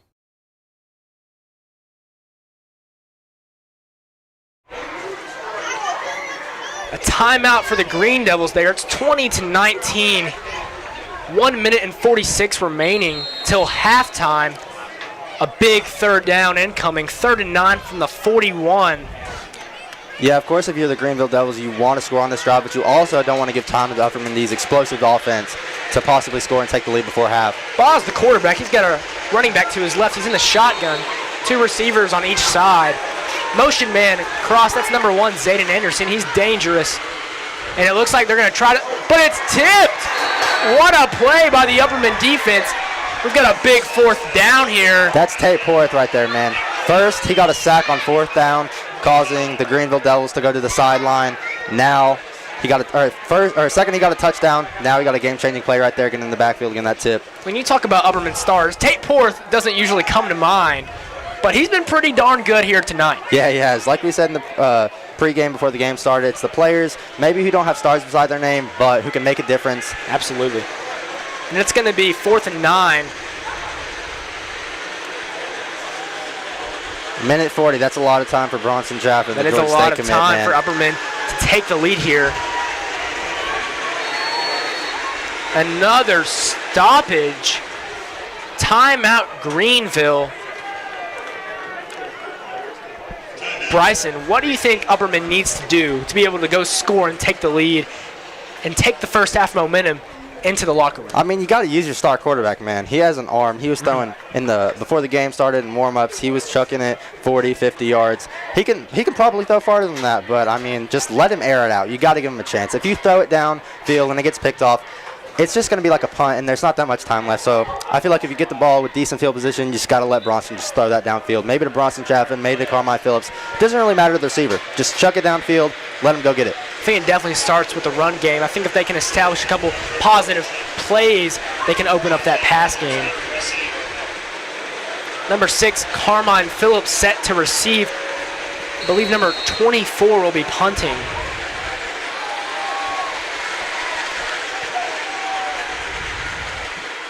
That's a high kick. It's going to take a nice bounce, a really nice bounce. That's going to be about the 16-yard line. What a punt. Yeah, that was a heck of a punt, man. You could barely see that once it got above the lights here in Greenville. That eliminates Carmine Phillips' elusiveness, where he has the potential to have a great return. Pins Upperman further back than they originally planned. That was a good punt there. We got a minute 26 till halftime. Upperman's going to have a speedy drive to get down there. Yeah, I agree with you. Upperman only has a minute 26. They have 2 timeouts, though, but I agree with you. I feel like the run game's big, but I feel like you just got to throw the ball here. Absolutely. Chaffin will be the quarterback. He's in the shotgun. He's going to take the snap. And it looks like he's going to hand it off. Carmine Phillips. He's quick. 40, 50. He's got to about the 30-yard line. He's quick. Oh, my goodness. Carmine Phillips gets to about the 18-yard line. What a play. What a play right there, man. Bronson Chaffin getting up, getting his players hyped. Got to get down there and get a play going, though. Only a minute 12. Looks like did they take a timeout? The clock stopped. The clock is stopped. Chaffin's the quarterback. Upperman's hurrying. The clock is not running. Phillips will run again. That was a long run there. Yeah, I don't know what happened with the clock there, man. It looked like it was a minute and 12 for 30 good seconds. So But what a play by Carmine, man. It's going to be under 1 minute. Flipping the field completely in one play, like literally 20-20. And Greenville Devil down. The Greenville Green Devil is down. We're going to take a quick injury timeout. Tonight's game is brought to you by J&S Construction, proudly serving Cookeville and Upper Cumberland for over 60 years. From schools and churches to businesses and beyond, J&S delivers quality you can trust, craftsmanship that lasts. Contact J&S at 931-528-7475 or email teambuild@jsconstruction.com.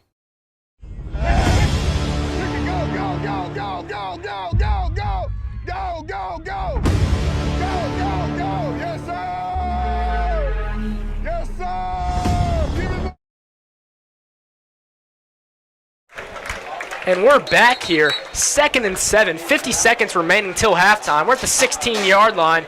Bryson, what play do you think Upperman's going to draw up here to potentially score a huge touchdown before the half? Braunston. Whatever Braunston does, man. He throws, runs. I feel like he's going to run the ball here. I feel like they have to. The run game, it's what got this drive going, so absolutely stick to it. Only 50 seconds left. Clock's running already. Chaffin's the quarterback. He's got Phillips out to his left. He's going to roll out to his left, looking for the pass. He's going to dodge a tackle. He's got some blockers. He's going to move. We've got clock is ticking. Wonder if Upperman will use a timeout here. Does not look like they're going to. The clock is going to continually run. We're under 30 seconds here. We've got a big third down. Yeah, you got to expect in high school football they call 2 plays in the huddle no matter what. Chaffin's going to take the snap. Quick completion. Still moving though because he's 17 seconds. Yeah, he Quick went out completion. of bounds. He went out of bounds, but it looked like he had. They're going to give him forward progress, so it's a first down. First and goal from the 11-yard line, 17 seconds, but the clock's running. Yeah, I'm not sure what Upperman's doing right now. They got to call timeout. Or no, Coach Kane's telling Bronson the clock. Spike it. Does not look like great clock management there for Coach Kane. We've got 7 seconds remaining. Yeah, I don't know what happened there, man. Everyone looked confused. I didn't know, but Upperman has used all of their timeouts. Yeah, looks like they have. I did not know that either. It didn't seem like that, but maybe through some injuries, they called a timeout. So 1 or 2 plays max here with 7 seconds left. I would say 2 max, 1 most likely. Got to throw it here. A quick completion and a play they feel comfortable with. I would assume this is going to be a throw. Chaffin's going to take the snap. Stoppage. Is that a penalty or a timeout? Timeout Green Devils. I believe that is their last of the half before a big play before halftime. Yeah, Greenville was calling for a false start. They didn't. It was just their coaches calling timeout. It's going to be 2nd and goal from the 7-yard line. I think you run a little out route here, a little slant route, something that gets open very quickly, because if you have an incompletion, you still have a chance for maybe a field goal. Yeah, well, kicking's not been Upperman's cup of tea this game, so I'm not too sure about that. Absolutely. I feel like they got to run something.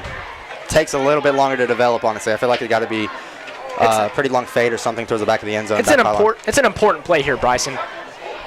This could be a momentum gain for the Bees going into halftime where they will receive the ball. If they score here and take a 26-27 point they get 26 or 27 points, a 7-point lead before halftime, and they go and score right after halftime, they'll have 14 points ahead of Greenville. So they have a potential.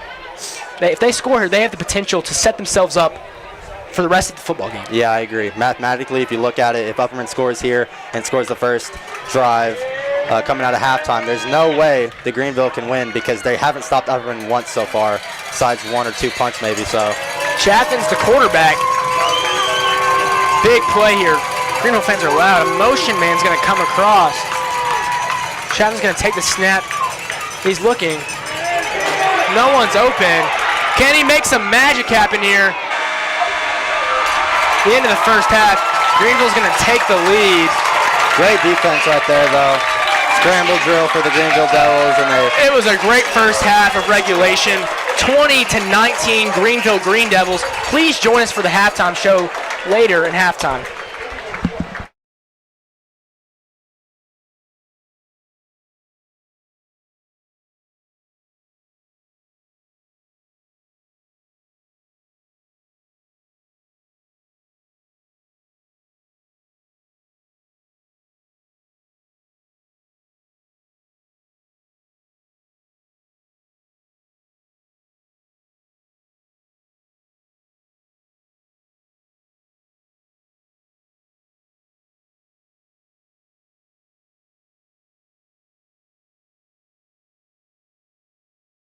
2, 1. Welcome back to the UHS Hive TV halftime. I'm Tucker. I'm Blake. Yeah, we're going to go over the first half for you, starting with Greenville's drive number 1. It was a turnover on downs. Greenville drove the ball down the field, and then Upperman's defense got a goal on top. It was a huge stop for a momentum change early in the game. Upperman's drive 1, starting from the 14-yard line. Bronson Chaffin, they ended up driving all the way down to the field. Bronson Chaffin, a 3-yard touchdown to Tate Porath. They missed the extra point. They missed 2 extra points early in the first half, and that can come down late in the game. That can come crucial when you miss extra points. Right. Then Greenville's going to get the ball back, starting from the 43-yard line. They fumble it. Everyone gets on their feet, but they do end up recovering it for about 43-yard touchdown. That was just a complete misplay, man. You can't let that happen. And then Upperman's drive 2, they just held back by penalties, and they end up having to punt the ball to Greenville. Yeah, penalties. I said that in the pregame show. I said it was going to be a huge factor in this high-pressure environment. I couldn't even tell you how many penalties Upperman had. Greenville's drive 3, starting from the 10-yard line. It was a holding by Greenville on the interception by Elijah Fitz. Elijah Fitz ended up returning it for a touchdown, but it got called back due to an offsetting penalty. And then Greenville's drive 4, Upperman's drive 3, starting from the 19-yard line. Bronson Chaffin, an 8-yard touchdown run, and another extra point missed by Austin Roberts. Bronson Chaffin, that is 7 touchdown runs on the season by Bronson Chaffin. Like we said, he can run all over the defense. Last time these two teams played, he ran all over the defense, and he's continued to show that he can do that again. Yeah, then Greenville's drive 4. They started at the 40 due to some unnecessary roughness, and then they drive it all the way down to the touchdown for a 3-yard rushing touchdown by Jude Dyer. The extra point was good, which we haven't seen that a lot. Then that makes the score 12-13 Greenville. Upperman's drive 4. Greenville tries the onside. Upperman covers it. They start at the 48. Another unnecessary roughness by Greenville. That's when the game starts to get a little chippy.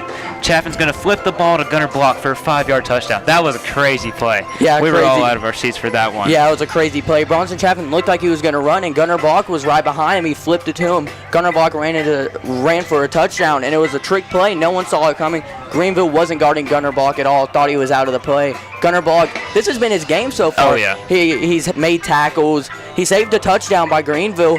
He's blocked a field goal punt. He's had a touchdown. It's just been Gunner Block's game. Yeah, he's been incredible. And then after all Upperman's kicking malfunctions, they try a new kicker, and it's good. So Upperman goes up 19-13. Yeah, and then on drive 5 by Greenville, it was a penalty by Upperman. Gives Greenville a better start going down the field. It was a near interception by Elijah Fitz. They threw a deep ball to Zayden Anderson, and Elijah Fitz. It could have been an offensive pass interference call. It was debatable, but it was Zayden Anderson. He was trying to just defend the ball. Elijah Fitz, it was a great play by him. And then he was a little wobbly after the play. He fell down, needed to get stretched out. And then the Greenville drove it down the field after that, and they scored on a touchdown run by their quarterback. It was a 7-yard touchdown run, and that put Greenville up 20-19. Yeah, Upperman's drive 5. They started at the 35-yard line after 2 offsetting penalties. More unnecessary roughness, but by blocking it back by Upperman to offset. But that was just a really disappointing drive, and Upperman ended up having to punt. Yeah, and then they gave the ball back to Greenville, starting at the 20 after a touchback. And then Israel Alvarez, he goes down and getting injured, stumbles off the field. But Greenville, the defense ended up holding him when they needed a big stop. Greenville ended up punting on that drive. Yeah, and then our last drive of the half, Upperman starts at the 16 after a great punt by Greenville punter.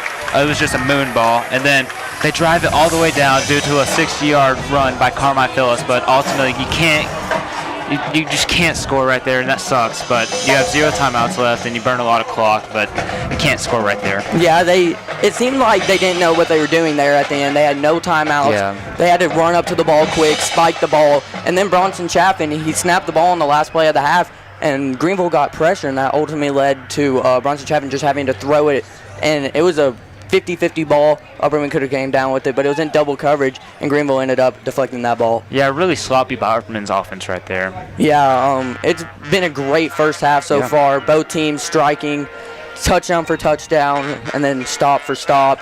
And Bronson Chaffin, like we said, Oh, my goodness. he's just been running all over the ball. Carmine Phillips, also that 60-yard run, flipping the field, a big momentum change.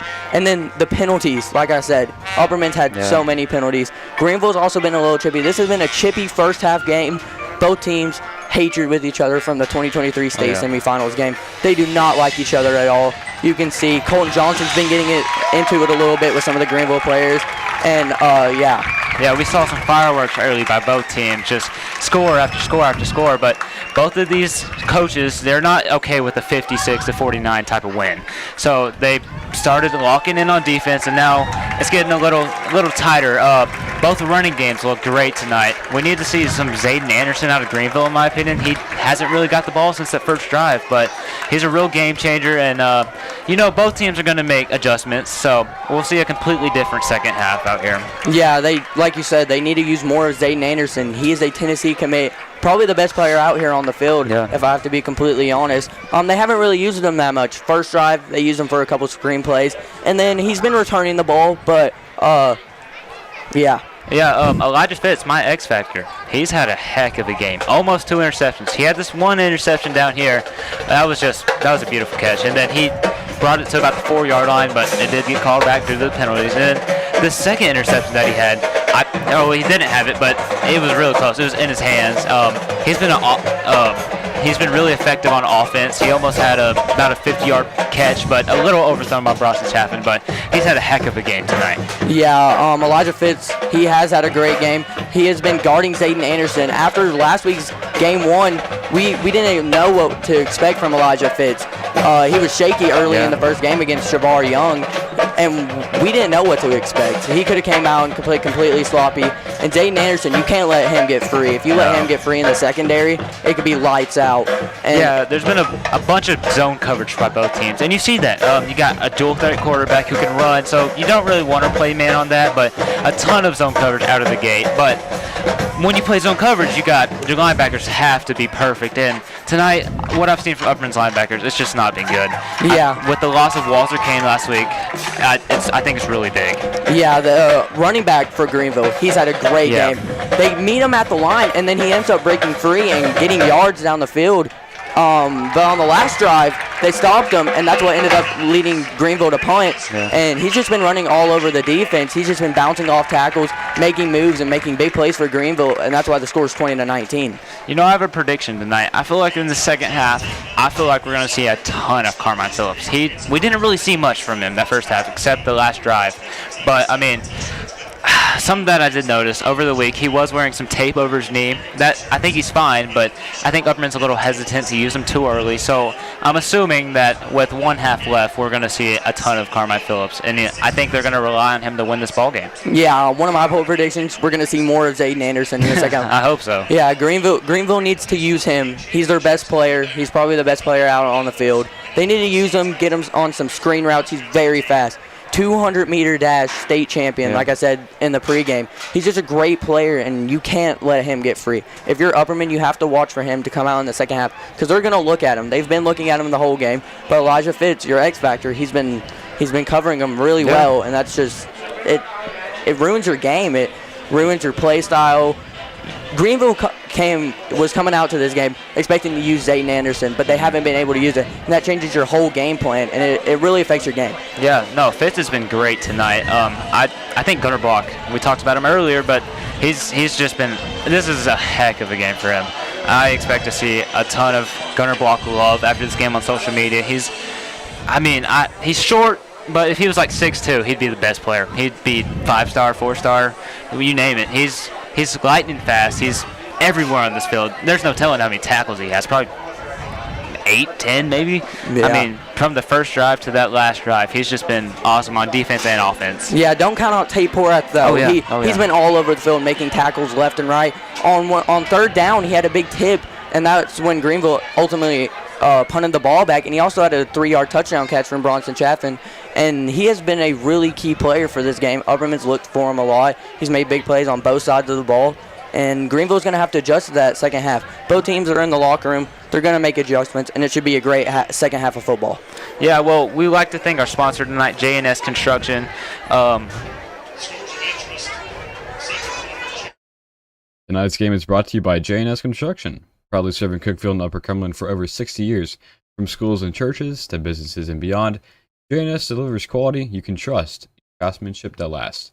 Contact J&S at 931-528-7475 or email teambuild@jsconstruction.com.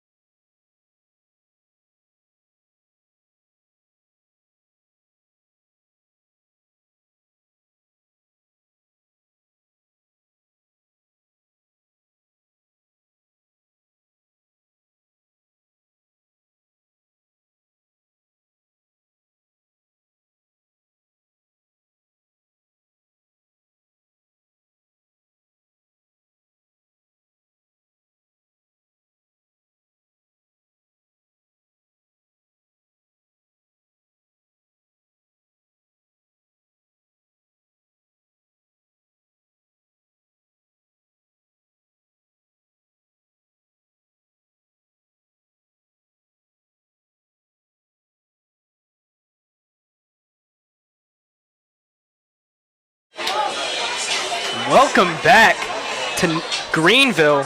We're going to go over some quick high school scores from other games. Beach is beating Mount Juliet 22-0. Upperman plays Beach in a couple weeks, so that's a game of interest. Alcoa, the new addition to Tennessee 4A football, is winning 63-13. So that's a huge lead for Alcoa and their dominant offense. Lexington is beating Riverside 13-0.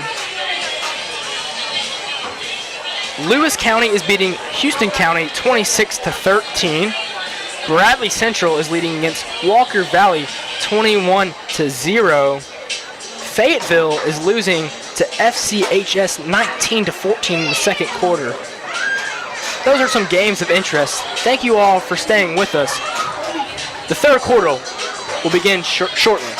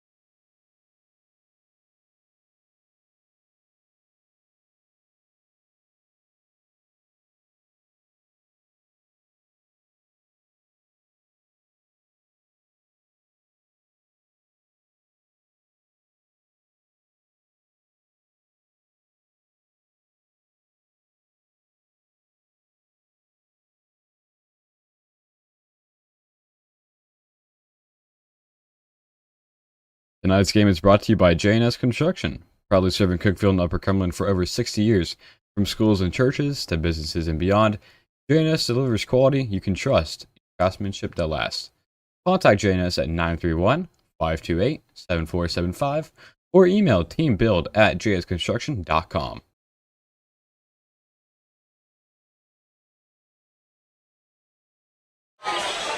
Thank you again to J&S for being our sponsor of the night. We really appreciate all the love they have given us and all the support. Bryson, it has been a great first half of football here in Greenville. 20-19 is the score. We've got about a minute and a half till this game will resume. It's been a high-scoring affair. Defense has not been that entertaining, but the offense, that's been something to watch. The Stars have made their presence felt tonight. Caden Ball, Bronson Chaffin, Zayden Anderson, Carmine Phillips, making plays on both sides of the ball. Yeah, well, for Upperman's offense and defense, honestly, I think the names are endless. Tate Porth, Bronson Jaffin, Carmine Phillips, Elijah Fitz, Kobe Justice, Trevor Paul getting in there a lot. Exactly. Yeah. And for Greenville, it's just been a few stars in my opinion. Caden Ball and Zayden Anderson both putting the teams on their back, playing great ball. They're substituting a lot of running backs in and out, which is really working, getting fresh feet, keeping their legs fresh, getting them to run fast, hitting the hole quick for Greenville. Upperman gets the ball at half. They're trying to get the lead here, down 1 point. Almost capitalized off that great run by Carmine Phillips earlier. But they just couldn't do it. Great defense on the last play of the game, or on the last play of the half, by Greenville. I've been really impressed by Tate Porth tonight. He's made some big plays. I've also been impressed by number 17, Jude Dyer on Greenville. He's made some big runs. I think he even scored a touchdown. He's been an impact player for the Green Devils. So they're going to add 2 minutes and 30 seconds to the clock to get these players warmed up once again. We've got an entertaining half of football coming up. I think depth is going to be really tested in the second half. Who can step up for these Titans of 4A football? Both of these teams have a lot of depth, but whose depth is better? Yeah, well, so far I feel like the offense and defense for both teams kind of a wash. Both offenses playing great football, capitalizing on most of their opportunities. Their defense playing great football. I mean, giving up a good amount of points. 20-point game in the halftime. That's a good amount of points, to be honest, in high school football. But the thing that stands out to me the most is Greenville special teams versus Upperman special teams. Greenville special teams is playing great. Upperman missed 2 PATs, got a couple flags on a 2-point conversion. They just haven't capitalized on special teams.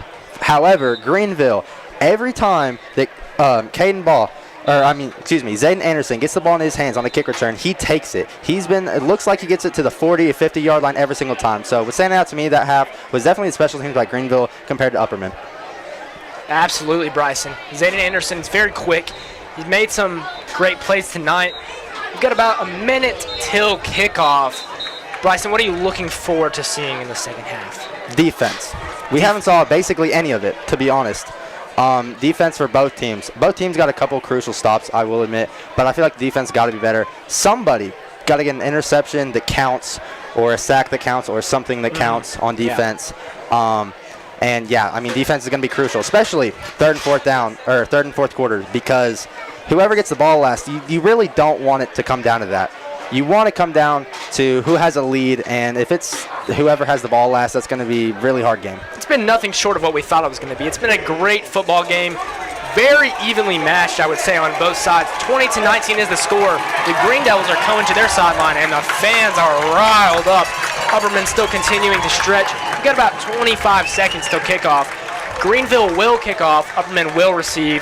Upperman's got to score here. I mean, each possession's going to matter in a game like this. Yeah, well, earlier, Carmine Phillips did walk off with an injury, but he came back, and he's averaging 15.5 yards per carry. That is crucial for this Upperman offense. That is great. That is fantastic. If Greenville cannot stop Carmine Phillips, let alone Bronson Chaffin, and in the air attack, Elijah Fitz has gotten open a couple times. Colton Johnson got open with a crucial catch. Elijah Fitz, gunner block. They're just playing amazing football. So, I mean, the offense is the story so far, but I feel like it's got to be defense this time. I would definitely agree with that, Bryson. Greenville is going to kick off as the third quarter of play is about to resume in what has been nothing short of an excellent football game. Elijah Fitz will go out deep to receive. He's dangerous. I've been very impressed with Greenville's special teams tonight. That's ultimately why they are winning the football game at this point. Yeah, well, despite Greenville having the lead, Upperman has had the ball time of possession almost 3 whole minutes more than Greenville has. So it's a little bit surprising when you look at the stats, but we'll see what happens here. Deep to receive is Elijah Fitz and gunner block. Get ready, Upperman fans. We've got a big second half coming. Kick is up, and it's booted. Elijah Fitz is going to try to return this, and he's going to have a pretty good return. He's going to make a couple players miss, but he's going to get back to about where it would be if a touchback. He's about to the 19-20 yard line. Yeah, he kicked that all the way in the end zone. That was a really good kick. Elijah Fitz, couple shifty moves there, but ultimately didn't really gain much. Didn't really gain much. But it was a good athletic display there for Elijah Fitz, and they're going to get it exactly where they would have, the 20-yard line. Greenville's had better field position all night than Upperman, and that's been a big reason why they are winning this football game. Chaffin's going to be the quarterback. He's going to have 3 receivers out to his left. He's in the shotgun. He's going to take the ball. He's going to have a pretty good run there. They've done that a lot on first down. Get a couple yards, see where they're at. It's going to be second down. Star quarterback still on his knees. That's not good. A little shooken up, a little bit of a limp. He's going to stay in the game, looks like. But he's tough. He's not going to come out unless he has to. Yeah, it seems to be Upperman's go-to. Give the ball to Chaffin, let him run up the middle, get a few yards. That's really their drive start, I feel like. If you can get a good few yards off that, opens up the pass a little bit. That was a 3-yard gain there. It's going to be 2nd and 7 from the 23-yard line. Chaffin's going to take the snap, and he's looking to throw this. Interception. That was not a good throw at all there. And Greenville with a big play. Momentum killer. Yeah, man. Like we said earlier, it's who's going to step up on defense in this second half. And so far, Greenville. That was a really good play, tracking the quarterback's eyes. And that's a really big game changer. Now Greenville has the ball on about the 15-yard line, looks like. 15 yards so they get a touchdown, and they're taking even more lead than they already have. Greenville's going to have the ball at the 15-yard line. In what has been a very competitive game, mistakes are crucial. Ball's going to be the quarterback. He's got 3 receivers out to his right, 1 to his left. Running back off left hip. And he's going to take the snap, and he's going to I think he's going to hand it off. And he is, but not a great game there. Upperman defense has got to come in clutch. It looks like Colin Johnson was a little shaken up after that play. Yeah, I mean, durability is going to be a key factor also for the second half. I mean, it's early in the season. I'm sure all the players are in shape, but they're not used to getting hit this hard for this long. Especially last game, both teams got the game cut early, so we'll see. It's going to be 2nd and 8 from the 13-yard line. Let's see what Clayton Vaughn and the Greenville Green Devils can do. He's going to take the snap, and he's going to hand it to number 17. 17's got a pretty solid game, but it's going to come up for a big 3rd down at about the 10-yard line. Looks like Greenville's go-to the last few drives have been that little read option play where the quarterback has the ability to run to the outside, or he can hand it off to whatever running back it is. Looks like they've bet 3 or 4 in already this game, but he can run it straight up the middle, and it's working so far. They're moving the ball, but it's 3rd down here. 3rd down from the 4-yard line. No, sorry, 3rd and 4. And I think he got the 4 yards for the 1st down. The ball was on the 9-yard line, so they're knocking on the doorstep. Yeah, this is going to be really hard defensively for Upperman to stop this high-powered offense in the short field. They did once on the first drive, but struggled with them second quarter especially. We'll see what happens here. Looks like a stoppage. Timeout for maybe a measurement of what could be a very big 1st down gain for the Greenville Green Devils, or a potential big 4th down near the goal line. Yeah, they do have it listed as 4th down, surprisingly. It looked like from here we got it, but I'm not sure.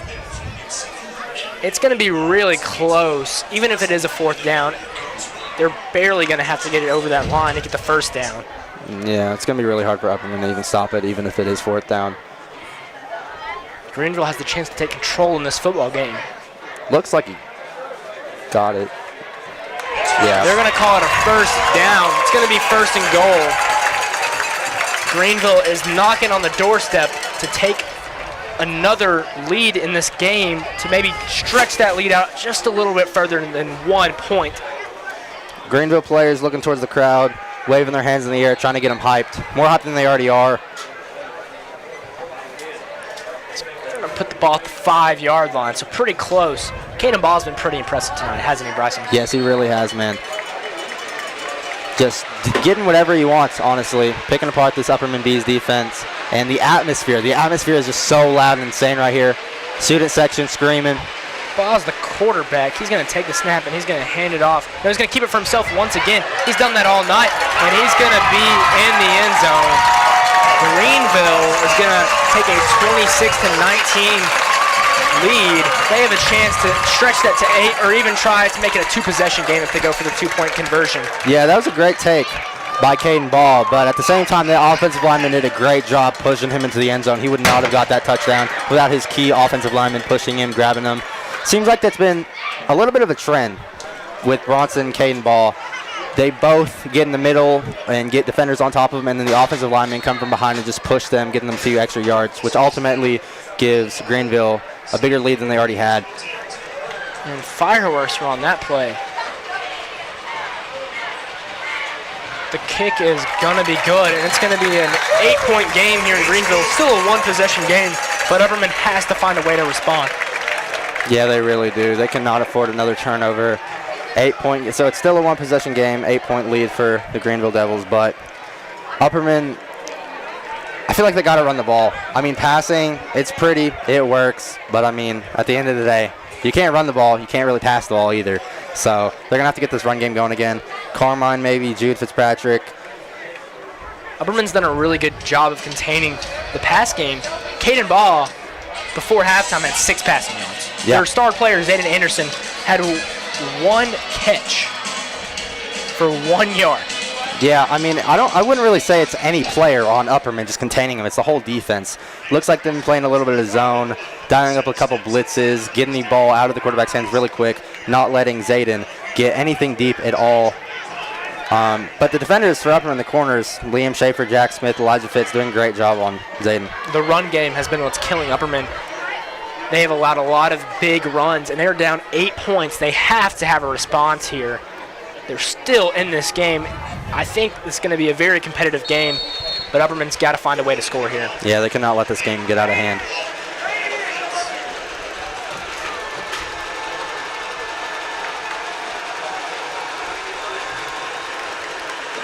And another deep What a kick. kick. And he's just going to let it. And if he's just going to let it sit in the end zone. They're going to bring the ball out to the 20-yard line. Chaffin did not have a good drive last time. See if he can bounce back. Yeah, he's going to have to bounce back if Upperman wants a chance to win this game. Everyone looks up to him on the offensive side of the ball for Upperman. If he's not on, then their offense isn't on. And he's been on the whole game except for the last drive. So I have confidence that he'll bounce back and make a couple good plays this drive. There's a head-scratching throw there by Bronson Chaffin. However, I don't doubt his ability to bounce back. 27-19 is the score. 9 minutes, 18 seconds remaining in the third quarter. We're going to have 1st and 10 from the 20-yard line. Chaffin's going to be the quarterback in the shotgun. He's going to take the snap. And he's going to hand the ball off to Phillips. Oh. And he's laying on the ground once again. He had a pretty good game there. Hope he's all right. We're going to take a quick injury timeout.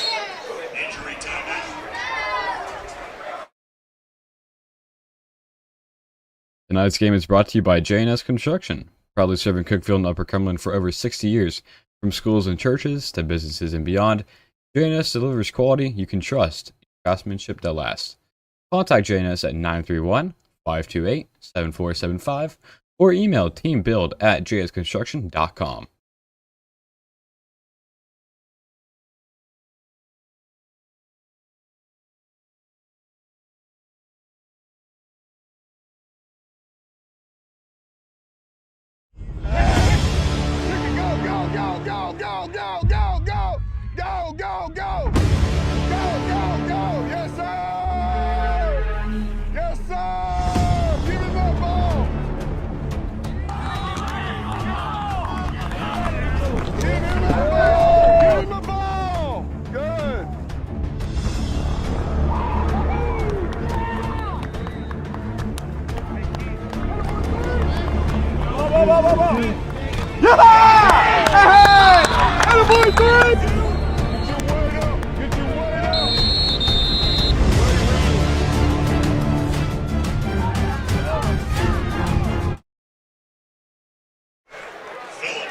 And Phillips is going to walk off very slowly. Oh, he has to stop again. Prayers up that he can recover from this injury very swiftly.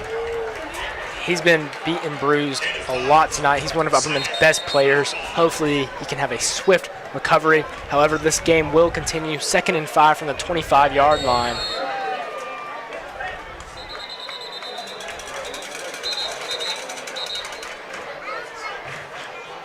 Looks like they might charge Upperman with a timeout. Looked like that's what the ref indicated, but I'm not completely sure. They're going to resume play here. Chaffin's the quarterback. He's in the shotgun. He's going to take the snap. He's going to fake the handoff to Jackson Smith. He's being pressured, but he's dangerous, and he's got a good run here. He's going to get – oh, man. He just struck the Greenville defender out of bounds. He's going to get ball all the way up to about the 49-yard line. A very productive 24-yard run there. And that's a new face in the backfield for the Upperman Bees. Jack Smith, number 12. Haven't seen him much on the offensive side of the ball, but checking in for Carmine Phillips because he had to go out with an injury. Hopefully he can get back on the field, but Jack Smith, he attracted a lot of attention on that play. Most defenders went straight to the middle, and it looks like a pass play. It was a pass play, of course, but Bronson with a great run. That was a good run there. It's going to be 1st and 10 from the 48-yard line. He's in the shotgun. He's got Jackson Smith out to his left, the sophomore. He's going to take the snap, and he's going to head out to his left, and he's got another positive play here. Jackson Smith had a nice block out front.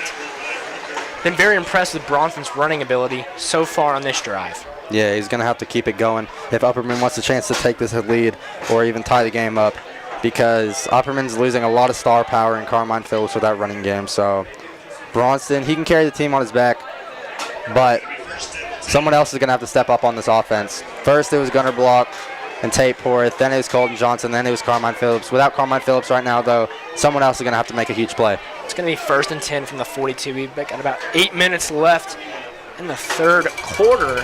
Chaffin's going to be the quarterback. He's in the shotgun. Colton Johnson's the player to watch on this play right here. He's going to take the snap, and he's going to fake the pass. He's going to throw it to Colton Johnson, and Colton Johnson has got a good completion. Pretty dangerous pass right there, but Colton Johnson, he's a big man, and he ripped that ball out of that defender's hands. Looked like the defender kind of had a hand on it too, but Colton Johnson, man with a liberty offer. Really, really hard to stop him on the offensive and defensive side of the ball. Two-way player for the Bees, fantastic player, and that was a great catch. It's going to be 2nd and 2 from the 34-yard line. Chaffin is in the shotgun. He's got a running back to his right.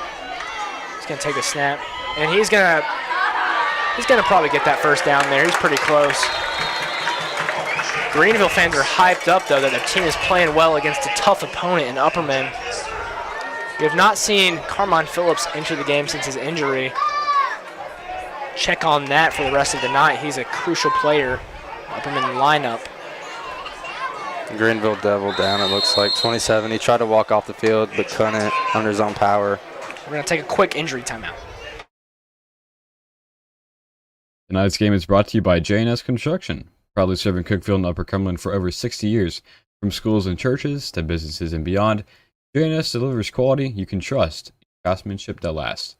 Contact J&S at 931-528-7475 or email teambuild@jsconstruction.com.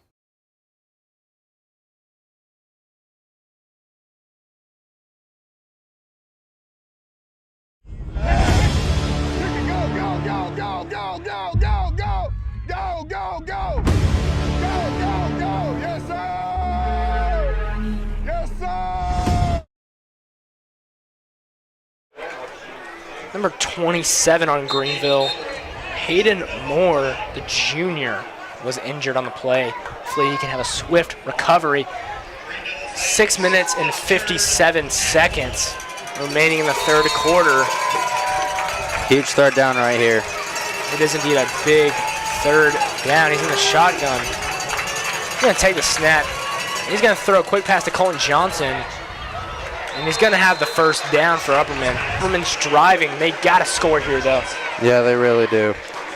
This cannot be just a back and forth the whole game. They're going to have to score here and get a stop on defense, honestly, if they want a chance to win this game. But absolutely, especially with how well Greenville's running the ball.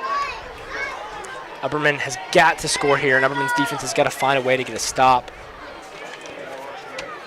One of Upperman's strengths this season and last season has been consistency over the whole entire game. It looks like they're doing that so far, besides that one mishap by Bronson. But Chaffin's the quarterback. He's going to take the snap. He's going to fake a quick completion. He's going to run it. And he's going to have a pretty good gain there. He's going to be slowing down, but not after a good run there. We're about the halfway point of the third quarter as Upperman is closing in on a touchdown. Yeah, Bronson Chaffin, that's a big man. Upperman got a lot of big men, but that's a big man. All he really has to do is reach his arms out. He get 2 or 3 yards just by that. And he's dragging Greenville defenders with him right now. Looks like he gets... Good news for Upperman. Number 6, Carmine Phillips, is walking around. I think he had another cramp, possibly. Yeah. He's been beat up and bruised tonight, though. They might want to limit his touches for the rest of the game so they don't risk a more serious injury. Yeah, Coach Cannon, the trainer, got a big decision to make here. Putting Carmine in the game definitely makes the Upperman offense better and a lot more reliable and gives them a way better chance to win this game because he's a starter on offense and defense. But for the long term, you also got to think about if he gets hurt this game or if he re-aggravates whatever he's dealing with right now, that can be a big loss for the season. So it's a long season, so you have to put the players in the position they need to be able to succeed. It's going to be 2nd and 1 from the 18-yard line. Upperman is closing in. However, they are measuring. They could change the call. A player that's been very quiet tonight, who we talked a lot about, I know, in the pregame show and probably the halftime show, is Zayden Anderson. Yeah, he really hasn't done as much as we thought. He's played great on defense. He's shadowed and completely cut out the number 1 receiver for Upperman, whoever he's guarding at least. But on offense, just one catch, he hasn't really done much. But look to see him later in this game, I'm sure. Chaffin's going to be the quarterback. He's going to have Carmine Phillips, and they're going to hand it off to Carmine Phillips. He must not be scared. And he's going to have a pretty good game there. Looks like he got the first down from up here. It does appear that he did get that first down. It's going to be 1st and 10. Upperman making some noise here, possibly getting back in this football game. Greenville defense is not letting up, man. They're not giving anything easy. Now, Upperman's moving the ball on them, but nothing tonight has been really easy for Upperman's offense. Greenville's making them work for it. They're going to give Upperman a 5-yard gain there, so a pretty productive gain there for the Bees. Chaffin's the quarterback. He's going to be in shotgun, 2 receivers out, 1 on each side. He's going to take the snap. He's going to run it again, and he's got a pretty good gap, and he's probably going to make it in the end zone. He's going to reach over. That should be a touchdown. They're going to call it. However, an Upperman offensive lineman is laying down. That's number 70. I believe that's Parker Cox, one of the best linemen on the team. Yeah, that's not good for Another Upperman, timeout. but Bronson Chaffin just dragging defenders with him for a great touchdown. But right now, Parker Cox looks like he's in a lot of pain. Another leg cramp. It's terrible to see.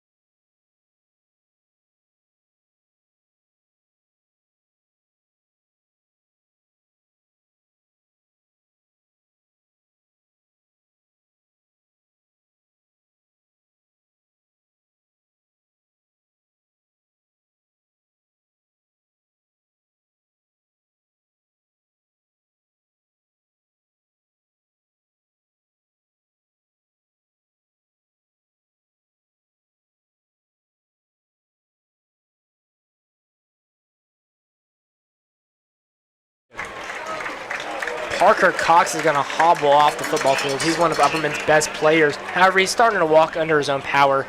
Hopefully it's just a minor injury there. Prayers for a swift recovery. However, it's going to be 25-27, a big 2-point conversion here to tie it for Upperman. They really need this, Bryson. Yeah, they really do, man. And like we said, durability and depth is a key factor. It's really showing these players nutrition because they got to drink a lot of water so they don't cramp up, and Upperman's had a few cramps, so that's not good. Chaffin's the quarterback. He's going to take the snap. He's going to roll out, and he's going to get it, and the football game is tied 27-27. We're in for a good one tonight. That's a great run by Bronson Chaffin right there, hitting the hole fast, not letting anyone get hands on him. No one even touched him. He walked into that end zone. That really shows how good Upperman's offensive line is playing right now. This whole game, they've just dominated the front seven by Greenville. Tie game, 5 minutes, 17 seconds in the third quarter. Man, this is a heck of a game. Absolutely, Bryson. We're tied up. However, Greenville's offense has been really good this game. They've consistently put up points on the board. Upperman defense, can they get a stop here? It would be huge if they can. Yeah, well, Greenville's defense did it, taking off the Georgia State commit. But Upperman's defense, they haven't played great. They're going to have to get a big play. I mean, they really need a pick, a sack, something that stops and slows down the momentum by Greenville's offense. They need a game-changing play right here. And, again, maybe it's not the players with the stars beside their names, but someone's going to have to step up by this Upperman defense. Absolutely. It's going to be number 42, William Shea, to kick again. The freshman. He's kicked a lot tonight. He kicks very far. He's played great this game. Number 1, Zayden Anderson, set to receive. However, I don't think they're going to intentionally try to kick to him. Yeah, I mean, why would you? Shea set to kick. Kick is up. The kick's pretty high. It's going to get to about the 25. See how the return is. He's got a pretty good return here. He's going to get to about the 45-yard line, and this has been a game of field position for Greenville. And again, with the special teams by Greenville just overpowering the special teams by Upperman, that's a pretty good kick by Shea right there. But that's pretty good. I mean, getting out to, what's it, the 45? The 45 exactly. Yeah, yes. 45 exactly. That's just, I mean, 6 yards and you're in enemy territory already. So special teams definitely got to pick it up. First, it starts with defense, though. They got to get a stop here if they want a chance to win this game. And this is probably the biggest drive of the game so far, I'd say. Huge drive, absolutely. Major intentions for the rest of the game. Ball is the quarterback. He's got a running back to his right, 3 receivers to his left. He's going to take this ball, snap. He's going to hand it off to number 17. 17's going to get about 6 or 7 yards there. Yeah, he does get 6 or 7 yards right there. Looks like the Greenville offensive line is, again, just overpowering the Upperman defense. It's really just the offense right now for both teams. They're going to give him 6 yards on the play. Ball's the quarterback, 3 receivers. He's in the shotgun. He's going to hand it off. No, he's going to keep it for himself. He's done that a lot tonight. He's been really dangerous with that. And a big run there. And they're driving. They're about the 36-yard line. Yeah, 2 runs. The best one by the quarterback, Clayton Vaughn. He's controlled the whole game with his feet. Hasn't thrown many times. Looks like they're going to hurry up. And I think a timeout for the Bees there. I don't know if Coach Kane liked what he saw. It's a timeout for the Bees. We're going to take a quick timeout. Tonight's game is brought to you by J&S Construction, proudly serving Cookeville and Upper Cumberland for over 60 years. From schools and churches to businesses and beyond, J&S delivers quality you can trust, craftsmanship that lasts. Contact J&S at 931-528-7475 or email teambuild@jsconstruction.com.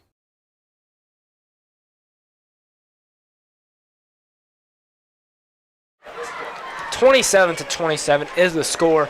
4 minutes and 29 seconds remaining. The ball is going to be about the 36-yard line. 1st and 10 upcoming for Greenville. This is exactly, I don't know about you, Josiah, but this is exactly what I expected. This game is going to be a 4th quarter game. Whoever plays better down the stretch is going to win this game. And it's looking like Greenville right now. Their offense is unstoppable.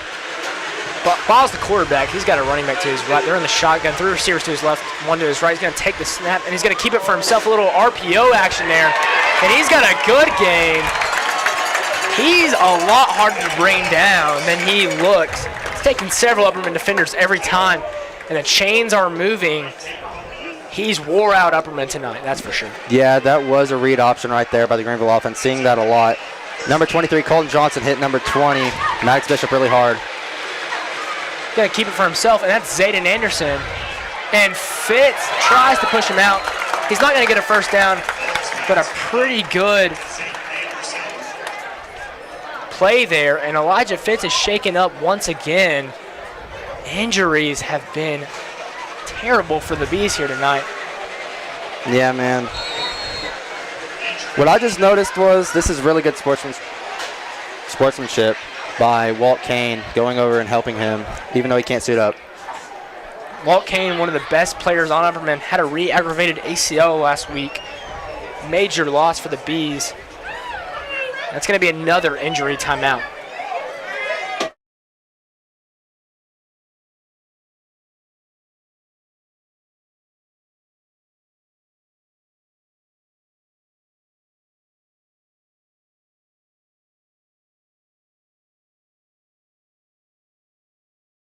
Tonight's game is brought to you by J&S Construction, proudly serving Cookeville and Upper Cumberland for over 60 years. From schools and churches to businesses and beyond, J&S delivers quality you can trust, craftsmanship that lasts. Contact J&S at 931-528-7475 or email teambuild@jsconstruction.com.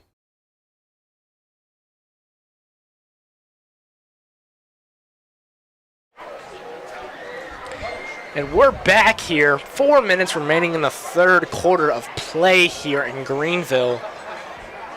Elijah Fitz is still down.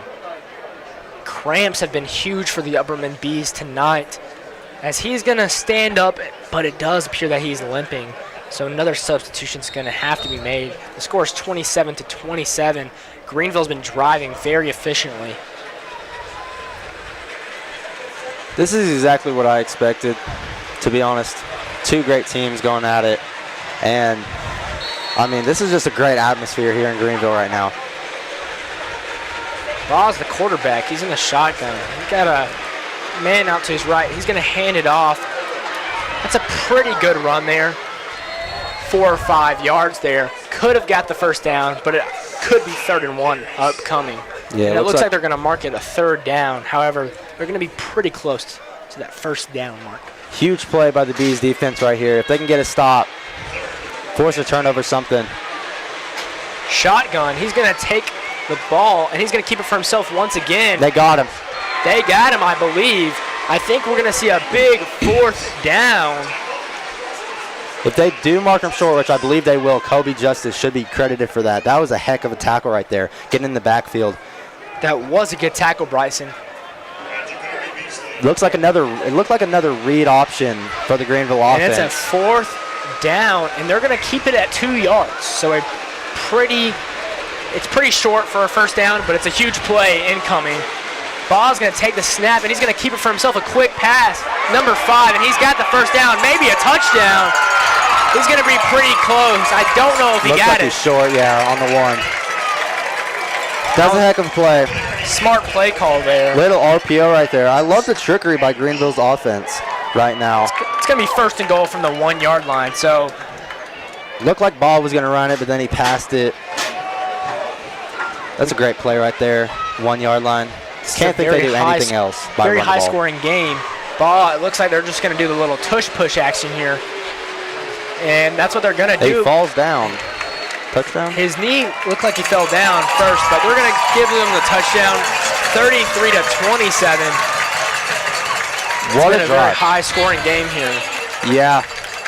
The pace and the atmosphere and the energy by both teams is amazing right now. Absolutely. And fireworks are going off, scaring everybody. They come out so random. However, this is a huge game for both these teams. It's going to set the standard in 4A for the rest of the season. 33-27 is our score here in Greenville. 2 minutes and 31 seconds remaining in the 3rd quarter of regulation. Extra point units out. It's a pretty high snap, but it's going to be good. So we've got a 7-point game here in Greenville.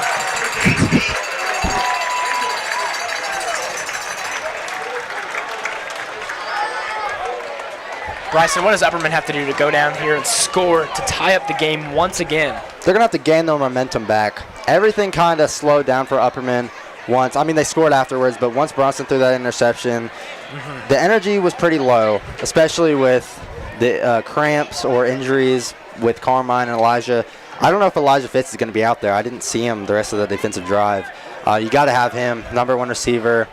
He's been doing great all game, blocking and running routes, and he draws a lot of attention. So I feel like they're really going to need him out there in a game like this when it's super close.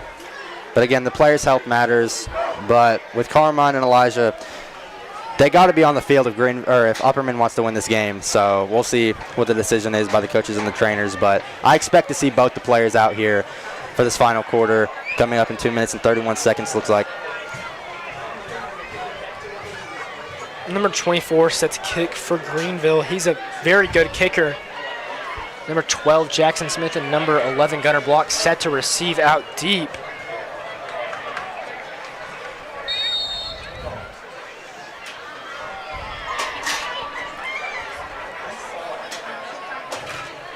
See how good this kick is, and it's going to be another boot. Probably contentious, just let that sit, and it's going to be a touchback. Back-to-back, straight out the end zone kicks. Greenville special teams, that's really been the game changer right now. Because if you can get the ball on the 40-yard line, then if you can get the ball on the 40 or 50 every single time, I mean, the Upperman Bees defense, it makes it even harder to stop this Greenville overpowered offense.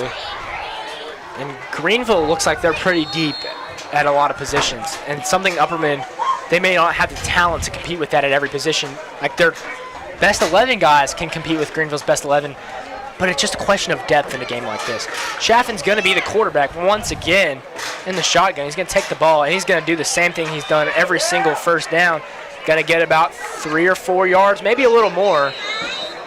Yeah, probably 6 yards there, actually. So a pretty positive first down play for the Bees. Correct me if I'm wrong, Josiah, but I feel like every single first down, Bronson just runs it straight up the middle. I think Coach Kane wants to establish a good start to a drive. So that was a 7-yard gain there. Looked like 4, but Bronson's so big he can get a couple extra yardage. 2nd and 3 can really open up Upperman's playbook. So I believe that's why Bronson Chaffin does that. We're going to have 2nd and 3 from the 27-yard line. 2 minutes in counting. Chaffin's going to be in the shotgun once again. He's going to take the snap.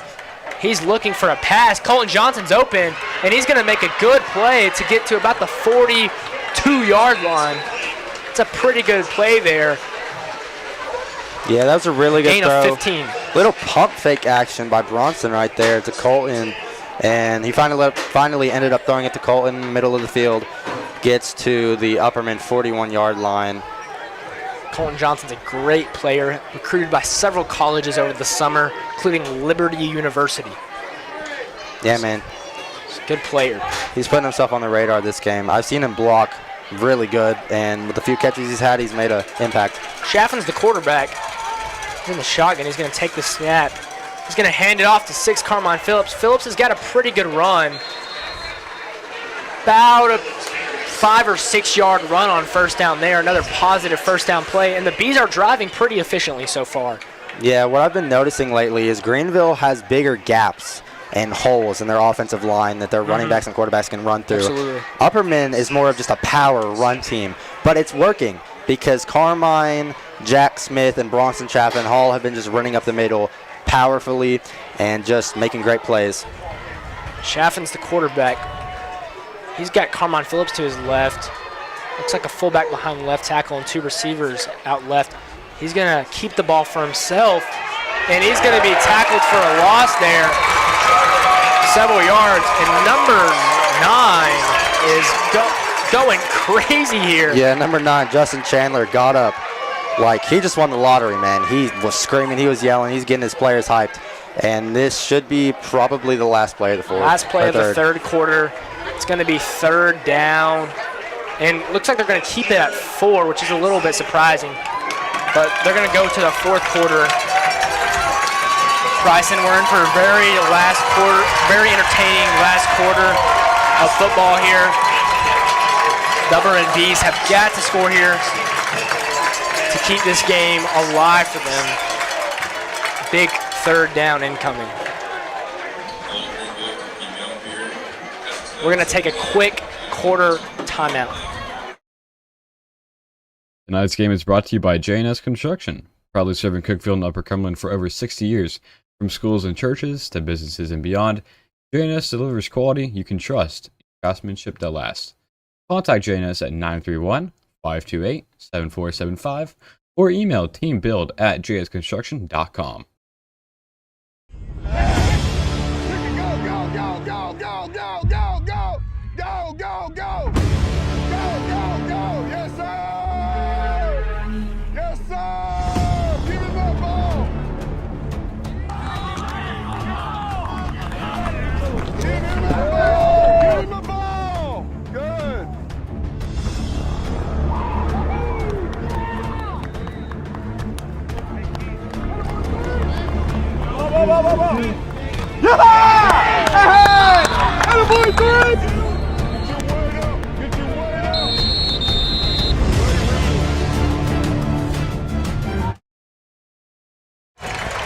Welcome back here for the 4th quarter of what has been a very entertaining 3 quarters of football to watch. We've got a 3rd and 4 from the 47-yard line. This is a huge play for the Upperman Bees. I bet if I was Coach Kane, I would just run it with Bronson here and try to get a first down. Chaffin's the quarterback. He's going to run it, I believe, and he's going to have he's going to lateral, but it's going to work, and Carmine Phillips is off to the races, but it looks like could there be a penalty on the play? No. It looked like Carmine Phillips is being brought down by a horse collar. What a play by Bronson, though, Risky. Man. That was risky. Decision. That was really risky. That was really gutsy. But it worked. He got a lucky bounce. A bounce that was a fumble earlier, went Greenville's way. This one kind of switched sides a little bit. The bounce goes Upperman's way. And Carmine, he almost housed that one. I'm not sure what the flag is. They're attending to some Greenville play right now. But that's a big play on 3rd down. That was a crucial play. Referee just put the ball at the 26-yard line. So if that stands at the 21-yard gain there, that gets the Bees a big play that they desperately needed. They are driving. They are closing in on tying up this football game, which would make it all the more interesting. Yeah, it looked like Bronson there tried to run it outside. He had the first down, but he decided to throw it. Defender hit him as soon as he threw it, and it just caused the ball to bounce straight up in the air, and Carmine got it on the outside, running up the sideline. Huge play. Gains about 30 or so yards. We'd like to thank all of our people watching at home. We really appreciate all the love and support you've given us. We can't do this without you. It's going to be 1st and 10 from the 26-yard line. Upperman's driving. Chaffin's been very impressive ever since that early interception in the 3rd quarter. He's bounced back, made some big plays here to keep Upperman in the football game. You got to put the ball in his hands, man. Bronston running. He's a weapon, and you got to keep going. Chaffin's the quarterback. Going to take the snap, and he's going to roll it to his right. A quick completion. It's a good catch by Gunnar Block, but it's not going to be a huge gain there. Yeah, the ball a little bit. Route action. Yeah, the ball a little bit behind Gunnar Block. Had to stop, come to a complete stop, try to make a move. Pretty good catch, gets a couple yards, but you would like to see a little bit of a better pass by Bronson there, putting it on the numbers. They're going to call that a 4-yard gain, so it's really not terrible. So 2nd and 6 here. These next couple plays are very important.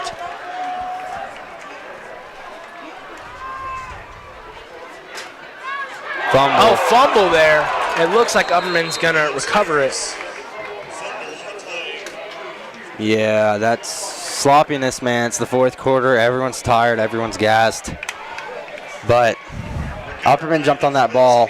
That could be a drive saver. Well, definitely is a drive saver, but it's going to be 3rd down still. And we'll see what Adam Kane draws up right here. It's got to be his best play call of the game so far, because this is crucial. Greenville's loud. Let's see how Upperman responds with this play. It's going to be 3rd and 6 from the 22-yard line. They're going to have 2 plays to get to 6 yards. Chaffin's the quarterback. A false start is not what you can have here. Yeah. It's going to be 3rd and 11 now. This crowd is getting them antsy. I can feel it, man. It's loud even from all the way up here. Home field advantage is huge in high school football. Especially when it's Greenville, because their stadium is huge. They've got a very nice facility here in Greenville, Tennessee. It's going to be 3rd and 11 from the 27. Coaches waving their hands, getting everyone loud. Barely hear myself talk at this point. Big 3rd down right here. Chaffin's the quarterback. He's got 3 receivers out right, a running back out to his right, and he's going to run it, but he's going to have a good gain, and he might get the 11 yards back. He's the best player on the football field tonight. He really is, man. What a play. I don't know if he got the 1st down, but he got all those penalty yards back and more. Looks like they are moving the chains. Big 1st down by Bronson Chaffin right there, man. That's why he's so recruited. He makes big plays whenever he needs to, man. His team can count on him. Really hard to bring down. He's very dangerous in the open field. Takes a couple defenders every time to bring him down. It's going to be 1st and 10 from the 15-yard line. Upperman is in a good position to score here. They have to have this, though. Chaffin's the quarterback. He's going to have Phillips out to his right, and he's going to keep it for himself once again, and he's going to gain a couple. They do this a lot on 1st down. Give the ball to Bronson Chaffin. That's a flag. Yeah, some of Bronson's equipment came off. Looks like an arm sleeve. One of the Greenville players just picked it up and threw it. That's probably a personal foul. Personal foul, and that's costly. That's very unnecessary there. These teams definitely do not like each other, but there's no need to do that. Yeah, there really was, and I bet the coaches are really upset about that one. But let's go back to that 3rd and long play. It really shows the trust that Coach Kane has in his star quarterback, Bronson Chaffin. Absolutely. It was a 3rd and long. You expect a pass there, but letting your quarterback run it up the middle, and he got it. That's why the Upperman Bees are such a good 4A team and a good Tennessee team in general, just because the trust they have in their players, and someone always steps up for them. So it's going to be 1st and 10. They're moving up the ball, so it's going to be 1st and goal, I believe. Maybe looks like the 11, maybe. The 11. So it's going to be 1st and 10. Well, it says the ball's on the 6 on the scoreboard. So 1st and 10 from the 6-yard line. Upperman has got to capitalize near the goal line in a game like this. Got 9 minutes and 2 seconds remaining.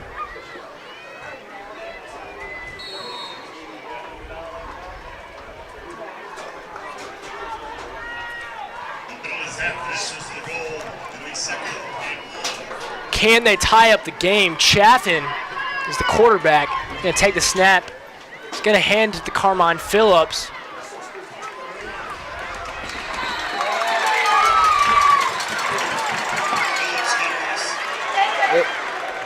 Two players, one for each team. That looked like a basketball move right there by the Greenville Devils. He just flopped. That was a complete flop, trying to get a flag. Get LeBron James out there. There's no need for that. And Ronson Chapman's having some fun out there. Yeah, there is a flag on the field. I don't know what it is. Could be whatever. There's no flopping penalties in football, but if there was, that would definitely be a flag.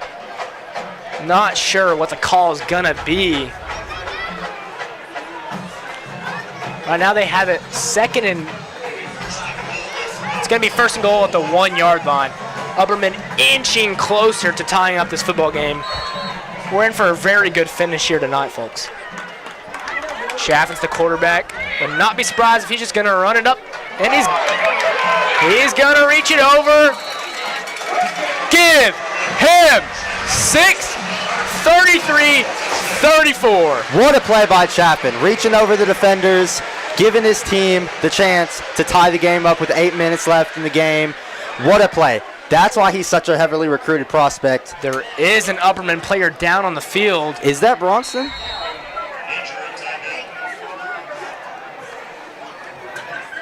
This could be devastating. We're going to take a quick injury timeout. Tonight's game is brought to you by J&S Construction, proudly serving Cookeville and Upper Cumberland for over 60 years. From schools and churches to businesses and beyond, J&S delivers quality you can trust, craftsmanship that lasts. Contact J&S at 931-528-7475 or email teambuild@jsconstruction.com.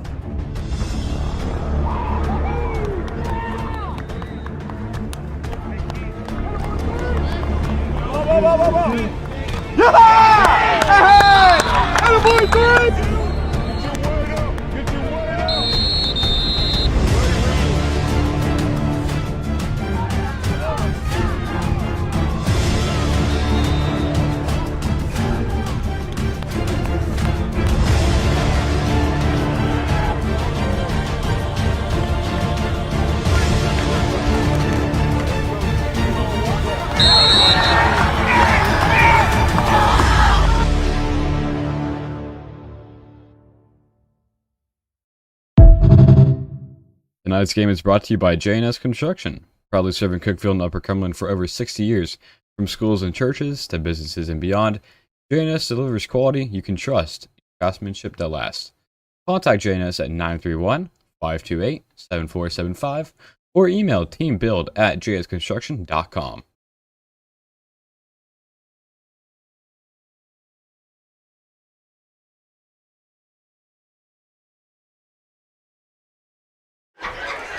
Bronson Chaffin, the quarterback, dealing with a cramp. He's going to try to make his way back up. This is a huge injury for the Bees. And he's going to hobble his way off the field. It's not a good sight to see for the Upperman Bees. Yeah, they got to have him on the field, man. A couple key players missing. It's okay. But Bronston, you can't lose him, man. And that eliminates the chance of going for two and taking the lead here, so they're going to end up kicking it. Absolutely, Bryson. William Shea, the freshman, with a very important kick here. He needs to make this to tie the game up. Huge play here. It's just an extra point. It's blocked! What a play by the Greenville Devils right there. That's costly for Upperman, though, man. Coach Kane is losing his mind. Yeah, Coach Kane's trying to get his players in there, hyping them up. He's yelling at the referee right now. He doesn't look too happy. Maybe an offsides or something in his opinion, but man, that's costly. Extra points mishaps have been huge tonight. It's been very costly. It's 34-33 here in Greenville. This means Upperman's got to get a stop. But honestly, is Bronson Chaffin going to return in the game?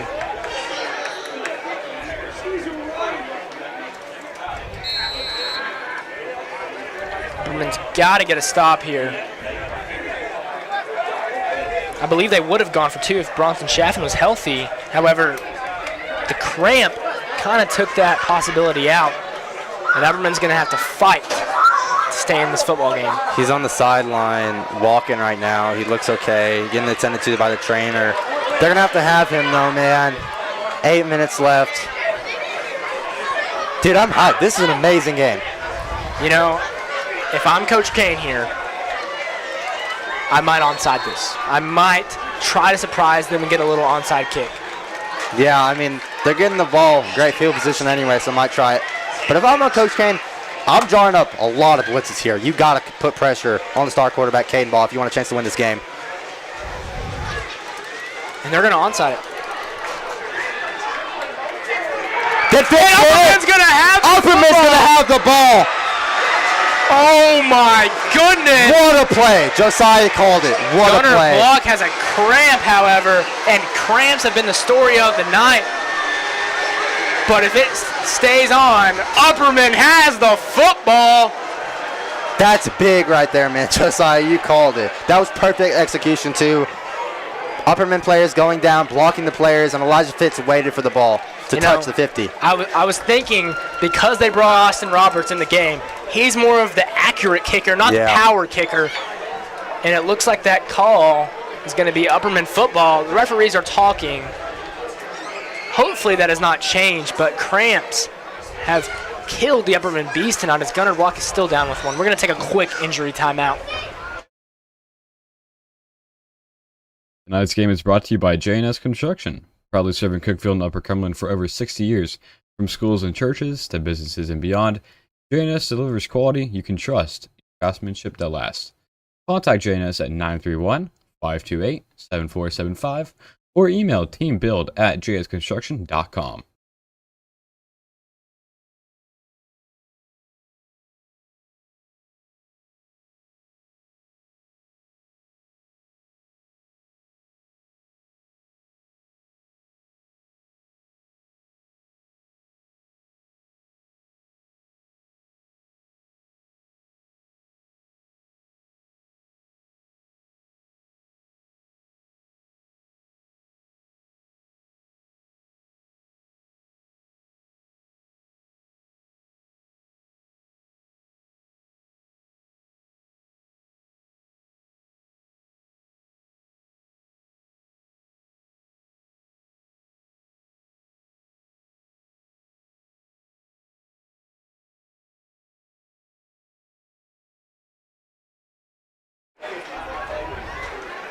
And it's going to be 1st and 10 Upperman. Can Bronson Chaffin stay in the football game after his injury?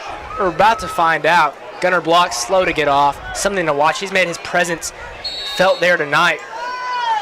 And it looks like Chaffin's out there. And when Chaffin's out there, Upperman's got a chance. 8 minutes and 19 seconds remaining in what has been an epic football game. Down one. Chapman's got a running back to his right, 2 receivers on each side. He's going to take the ball. He's going to have Phillips. Phillips has got a pretty good game. We knew that this game would come down to the last few minutes, and with 8 minutes left, I mean, this has been one of the best high school games I've ever watched, like ever. And this is nothing short of just amazing by both teams. It's been a display of 2 of the best teams in 4A football tonight here in Greenville, Tennessee. 2 of the best teams in Tennessee. 2 of the best teams in Tennessee, especially 4A football. Chaffin's the quarterback.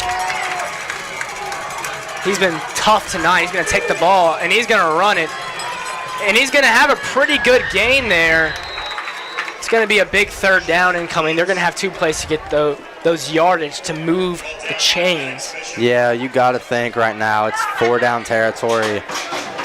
You got to get these first down. You got to keep the drive moving. You're not in field goal range, especially in high school. Greenville's getting loud. Big third down. What do you think they draw up here? Run it with Bronson Chapman. We've got 3rd and 4 here, 43-yard line, 7 minutes and counting. Biggest play of the game right here. Chapman's going to fake snap. He's going to talk to the line. It is loud here in Greenville. And he's going to take the ball. He's not going to have 4 yards. He's going to be about a yard short. However, I'm still going to bet on Upperman getting the first down after this big 4th down incoming. Yeah. Tell Bronson, run it up the middle like you've been doing. Nothing different. You got to get about a yard and a half. It's going to be 4th and 1. I would put Bronson under center and just push him, this almost. Man. But we'll see what Coach Kane has drawn up. Throwing it would be very dangerous here. However, Chapman's not going to be under center. Let's see what the star quarterback does right here. A huge play. And the ball's out! The ball is out. Greenville recovers it. Dang, man. I thought Bronson had it for a second. Greenville got right there. Front 7 made a big impact. Bronson reached to try to get the ball over the first down marker, but he just couldn't, and he lost the ball. That's a crucial play right there. Greenville, dude, this game, man, back and forth the whole game. Such a good game. However, Upperman has to get a stop now. Yeah, there's no doubt about it. They got to get a stop. They got to get a turnover. Something, man. They cannot give up. 34-33. I thought Bronson on the initial contact might have got it, but the ball was knocked out, and Greenville's going to have the ball. 5 minutes and 59 seconds remaining in the football game.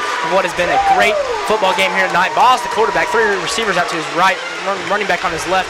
He's going to fake the handoff, hit the little pass, and that's a good tackle there. Good tackle. Looks like it's going to be 2nd down in about 8 or 9. Looks like Liam Schaefer made that tackle. That's a crucial tackle right there. Don't let him get a bunch of yards. You cannot let him move the sticks multiple times.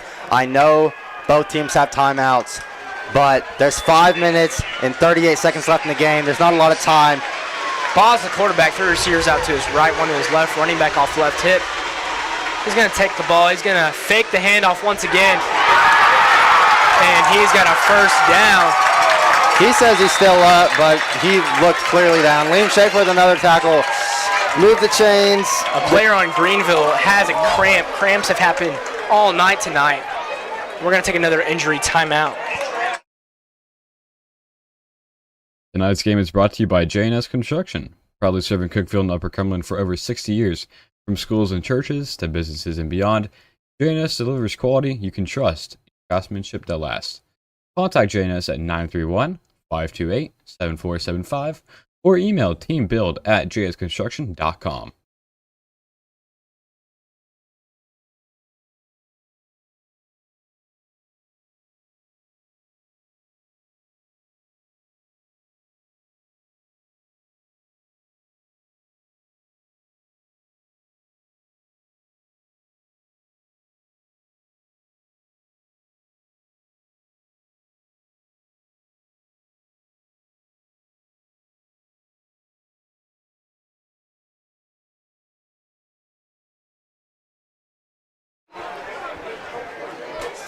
Injured Greenville player here. It's going to be 34-33 is the score. 1st and 10 from the 35-yard line. Greenville has the potential to run the game clock all the way down and even take more points. They can score more points and take a bigger lead here late in the 4th quarter. It's Greenville's game to lose at this point. There's not a lot of time left. You got to start thinking about time management if you're the Bees, calling timeouts when you get stops. Absolutely. Hate to say it, because this has been a great game. No one wants to stop playing. No one wants to stop watching this great game, but it's going to come to an end soon. 5 minutes, 22 seconds. Upperman has to get a stop if they want to win this game and get bragging rights to this huge 4A matchup. This has certainly lived up to the title of Game of the Week.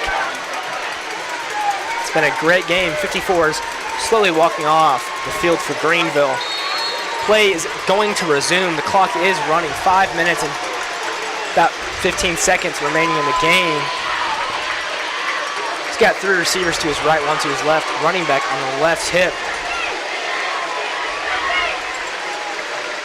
He's going to take the snap here. He's going to hand it off.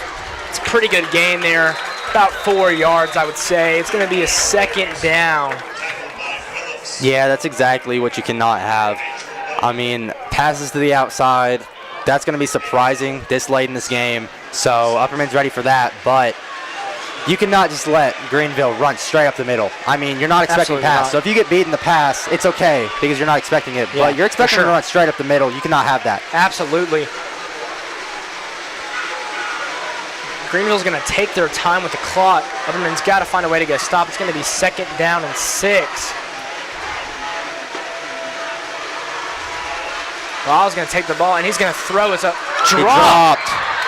It's a big drop right there, man. 3rd and 6, and it also stops the clock. Yeah, it does stop the clock. That's key. Causing Upperman to get a timeout, stave a timeout. And Liam Schaefer was right there, though. That was pretty good defense by him. Big 3rd down. If they can get this stop, I don't know what Greenville does because it's not 3rd and short. So I don't know if they run it, pass it. If they run it, they keep the clock going, but we'll see. I think you run it because they're going to try to get this first down in 2 plays. I highly doubt they'll punt it. Ball's the quarterback. He's got 3 receivers to the right, 1 to the left. He's going to keep it for himself. He doesn't have 6 yards, but he has probably half of that. Yeah, it looks like it's going to be 4th and 2. And oh my goodness, we've got a 4th down. Biggest play of the game right here. Clock running. Clock running, 4th and 3. Gets exactly half of that. Greenville gets this first down. I don't know how Upperman could possibly win. So Gonna have to have a fumble or something of that sort, but it's gonna be a 4th and 3. you got to blitz if you're Upperman here, man. You got to blitz the box. I highly doubt they pass, but Yeah. it is possible. They've surprised me a couple times tonight. I could see the potential for a quick bubble route with some blockers and try to get those 3 yards in a little bit more. However, Upperman has got to get the stop here. They're going to be a timeout on the field. 3 minutes, 28 seconds remaining. Greenville. Yeah, this is the biggest play call of the season right here for Greenville so far. I don't know. I feel like you got to run the ball. You can't pass the ball, but it's not a short yard situation right here. It's 3 or 4, so. This is the time where players step up and become stars. This Yeah. is where the talented players need to leave their mark on the football game. 4th and 3, 28-yard line. 3 minutes, 28 seconds remaining in the football game. It's now or never for the Bees. Yeah, you got to make a play. Someone besides the Stars who stood out this game got to put their name on the map with this big 4th down play by the Bees right here. You got to get a stop. You absolutely have to get a stop. Greenville gets this. I mean, mathematically, I'm not completely sure, but Greenville's chances to win this game go up by a lot. Goes from a pretty good amount to a lot for sure. And it's 4th and 3, 28-yard line. It's a risky play call for both these coaches here. 3 minutes, 28 seconds left. Ball's going to take, he's going to roll out. He's definitely got the 3 yards. And he's got the first down. Crucial play right there. Can't have The that. clock's going to start to run as Greenville is inching closer towards a huge win. Looks like Upperman still has 2 timeouts and the 2-minute warning, so we'll see. But 2-minute warning and 2 timeouts help Upperman, but that 4th and 3 was Yeah. huge. so now for real, it's now or never. If they get another first down, it's over. Looked like someone jumped. Good play by Colton Johnson right there. Good Tackle. play. And the clock's going to continue to run. Coach Kane's going to let it run. It's going to be second down. I'm not sure what Coach Kane's. I wonder if he's going to wait for that 2-minute timeout to start 2nd and 7. So pretty good defensive play there. Yeah, I've never understood that. Coach is waiting to take a timeout after the 2-minute warning because you save time if you call it before, but There's going to be another play before the 2-minute timeout. Ball's the quarterback. Ball's going to keep it for himself. What a play. 15. With Kobe a nice Justice. tackle there. Big hit right there. Timeout. What? Now timeout by Upperman, I believe. Timeout. And we've got a big third down here. Here's the thing for Upperman. They're not going to have a lot of time if they get the ball back. So we're going to have to see Bronson Chaffin's deep arm. Yeah. Very dangerous, though. But first you got to get the ball back. Because even with that stop, great play by Kobe Justice, number 15, by Upperman. But Greenville, they've moved the chains every single time they've wanted now. And I don't know if Upperman's going to be able to stop them. But it's third and 10. So you got to expect 2 plays to get 10 yards for Greenville. And I think they can do it. But Upperman, I mean, they're going to step up. They usually do. So I'll be surprised if they don't. Upperman missing the extra point. Special teams mishaps have been the reason they're down in this football game right now. A couple extra point misses is why they are down. So they have to have a stop here. They've got 2 plays to get the stop. 2 minutes and 6 seconds remaining in the football game.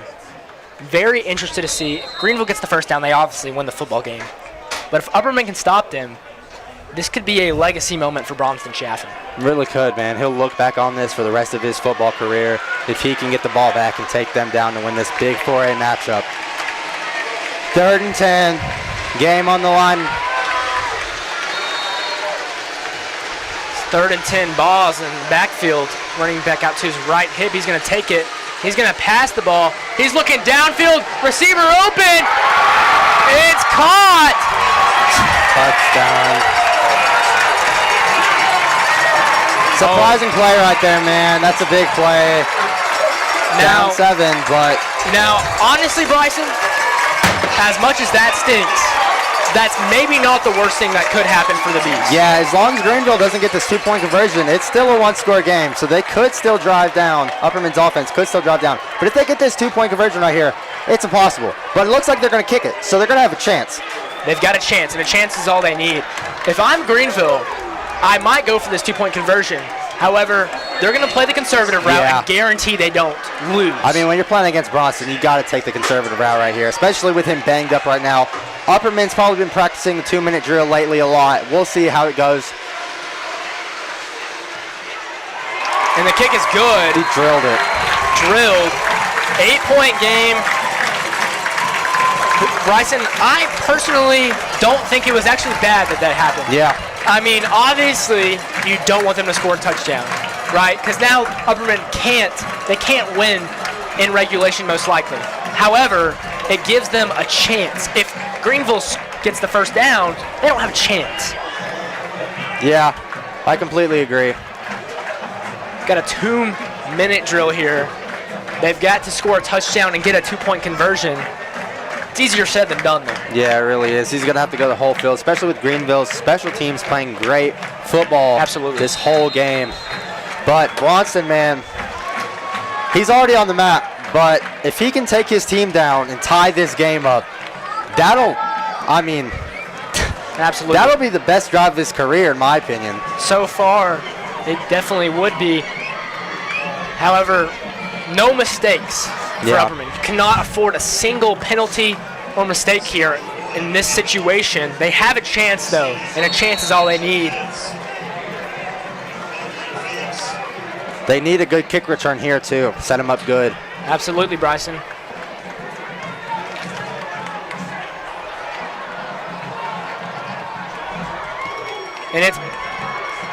And will he return this? He bobbles the return. However, he's going to try and return this, and it's going to turn out to be, it's going to be a good decision. You get 5 extra yards there. Yeah, you do get 5 extra yards, but you also take off 7 seconds off the game clock, so you got to think about that. What do you think they do here? What do you think? First play, minute 53 left.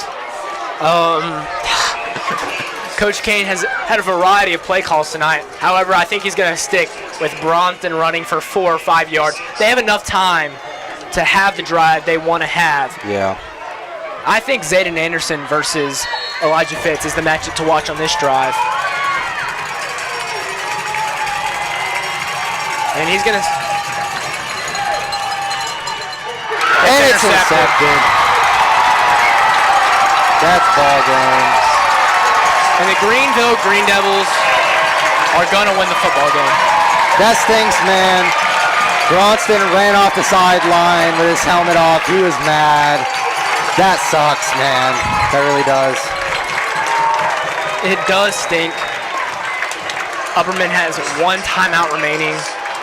So even if they did perfect on this drive, I don't believe they will have the time to have the potential to win the football game. So it looks like it's Greenville's game to fumble at this point. Yeah, they're going to have to punch the ball out or something right here. I don't know. They might just knee it, honestly. That's not the ending we wanted. It's not the ending we wanted to what has been a great football game. 74 combined points here. However, Greenville has been the more consistent team tonight. Boz, the quarterback, 3 receivers out to his right. He's going to hand the ball off. They were expecting the run there. Not a big gain. However, it's not looking good for the Upperman Bees. Yeah, I don't think they can realistically win this game right now. They got to get a turnover, but I'm sure the coaches, before Greenville's offense went on the field, I'm sure they told the running backs just play conservative. Doesn't matter how many yards you get, just don't fumble the ball. Don't give a turnover. Absolutely. Chaffin's thrown 2 interceptions tonight. The Georgia State commit has not played his best football here tonight, throwing the ball. He was definitely upset. Injuries have been a big factor tonight. A lot of the Upperman's best players have not performed as effective because of the injury. But Greenville has rise to the occasion of playing the number 4 ranked team in 4A football. And obviously we root for Upperman on this, but we got to give credit to Greenville. They've played an excellent game and an excellent game plan. Yeah, I think they can just knee it here with Upperman calling their last time out. If everything goes perfect for the Upperman Bees, I believe they can have the ball with about 19 seconds. It's a chance. But like I said, everything has to go according to plan for the Bees. Yeah, I feel like this is just It's a long desperation shot. hope at this point, but And that's not a good play for the Bees defense. He almost got And the that's first down going to be on a the play. short 3rd down.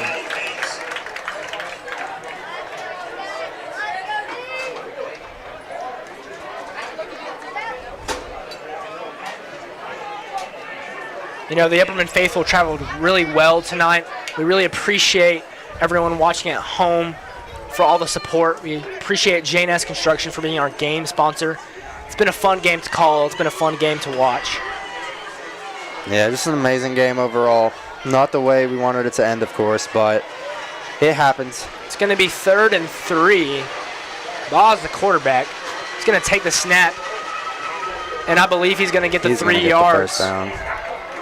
Yeah, the referee marked him about 2 yards, and Greenville, they won. Fans are cheering. Everyone's loud. And the fans are cheering. It's a first down, Greenville. Greenville's going to win the football game. Disappointing result for the Upperman Bees. However, they showed a lot of fight tonight. We knew it was going to be a tough matchup coming into the game. However, Greenville rose to the occasion and ultimately won the football game. Ball's going to take the knee. And the football game is over. The final score is 41-33. Greenville is going to get the win. The Bees will fall to 1-1 on the season, while Greenville will go to 2-1. A revenge game for the Green Devils. Upperman ultimately couldn't handle the talent and the depth for the Greenville Green Devils. We thank you all for watching the live stream tonight. We really appreciate all the support. I'm Josiah Nichols. I'm Bryson Reab. And we are the UHS Hive. Thank you.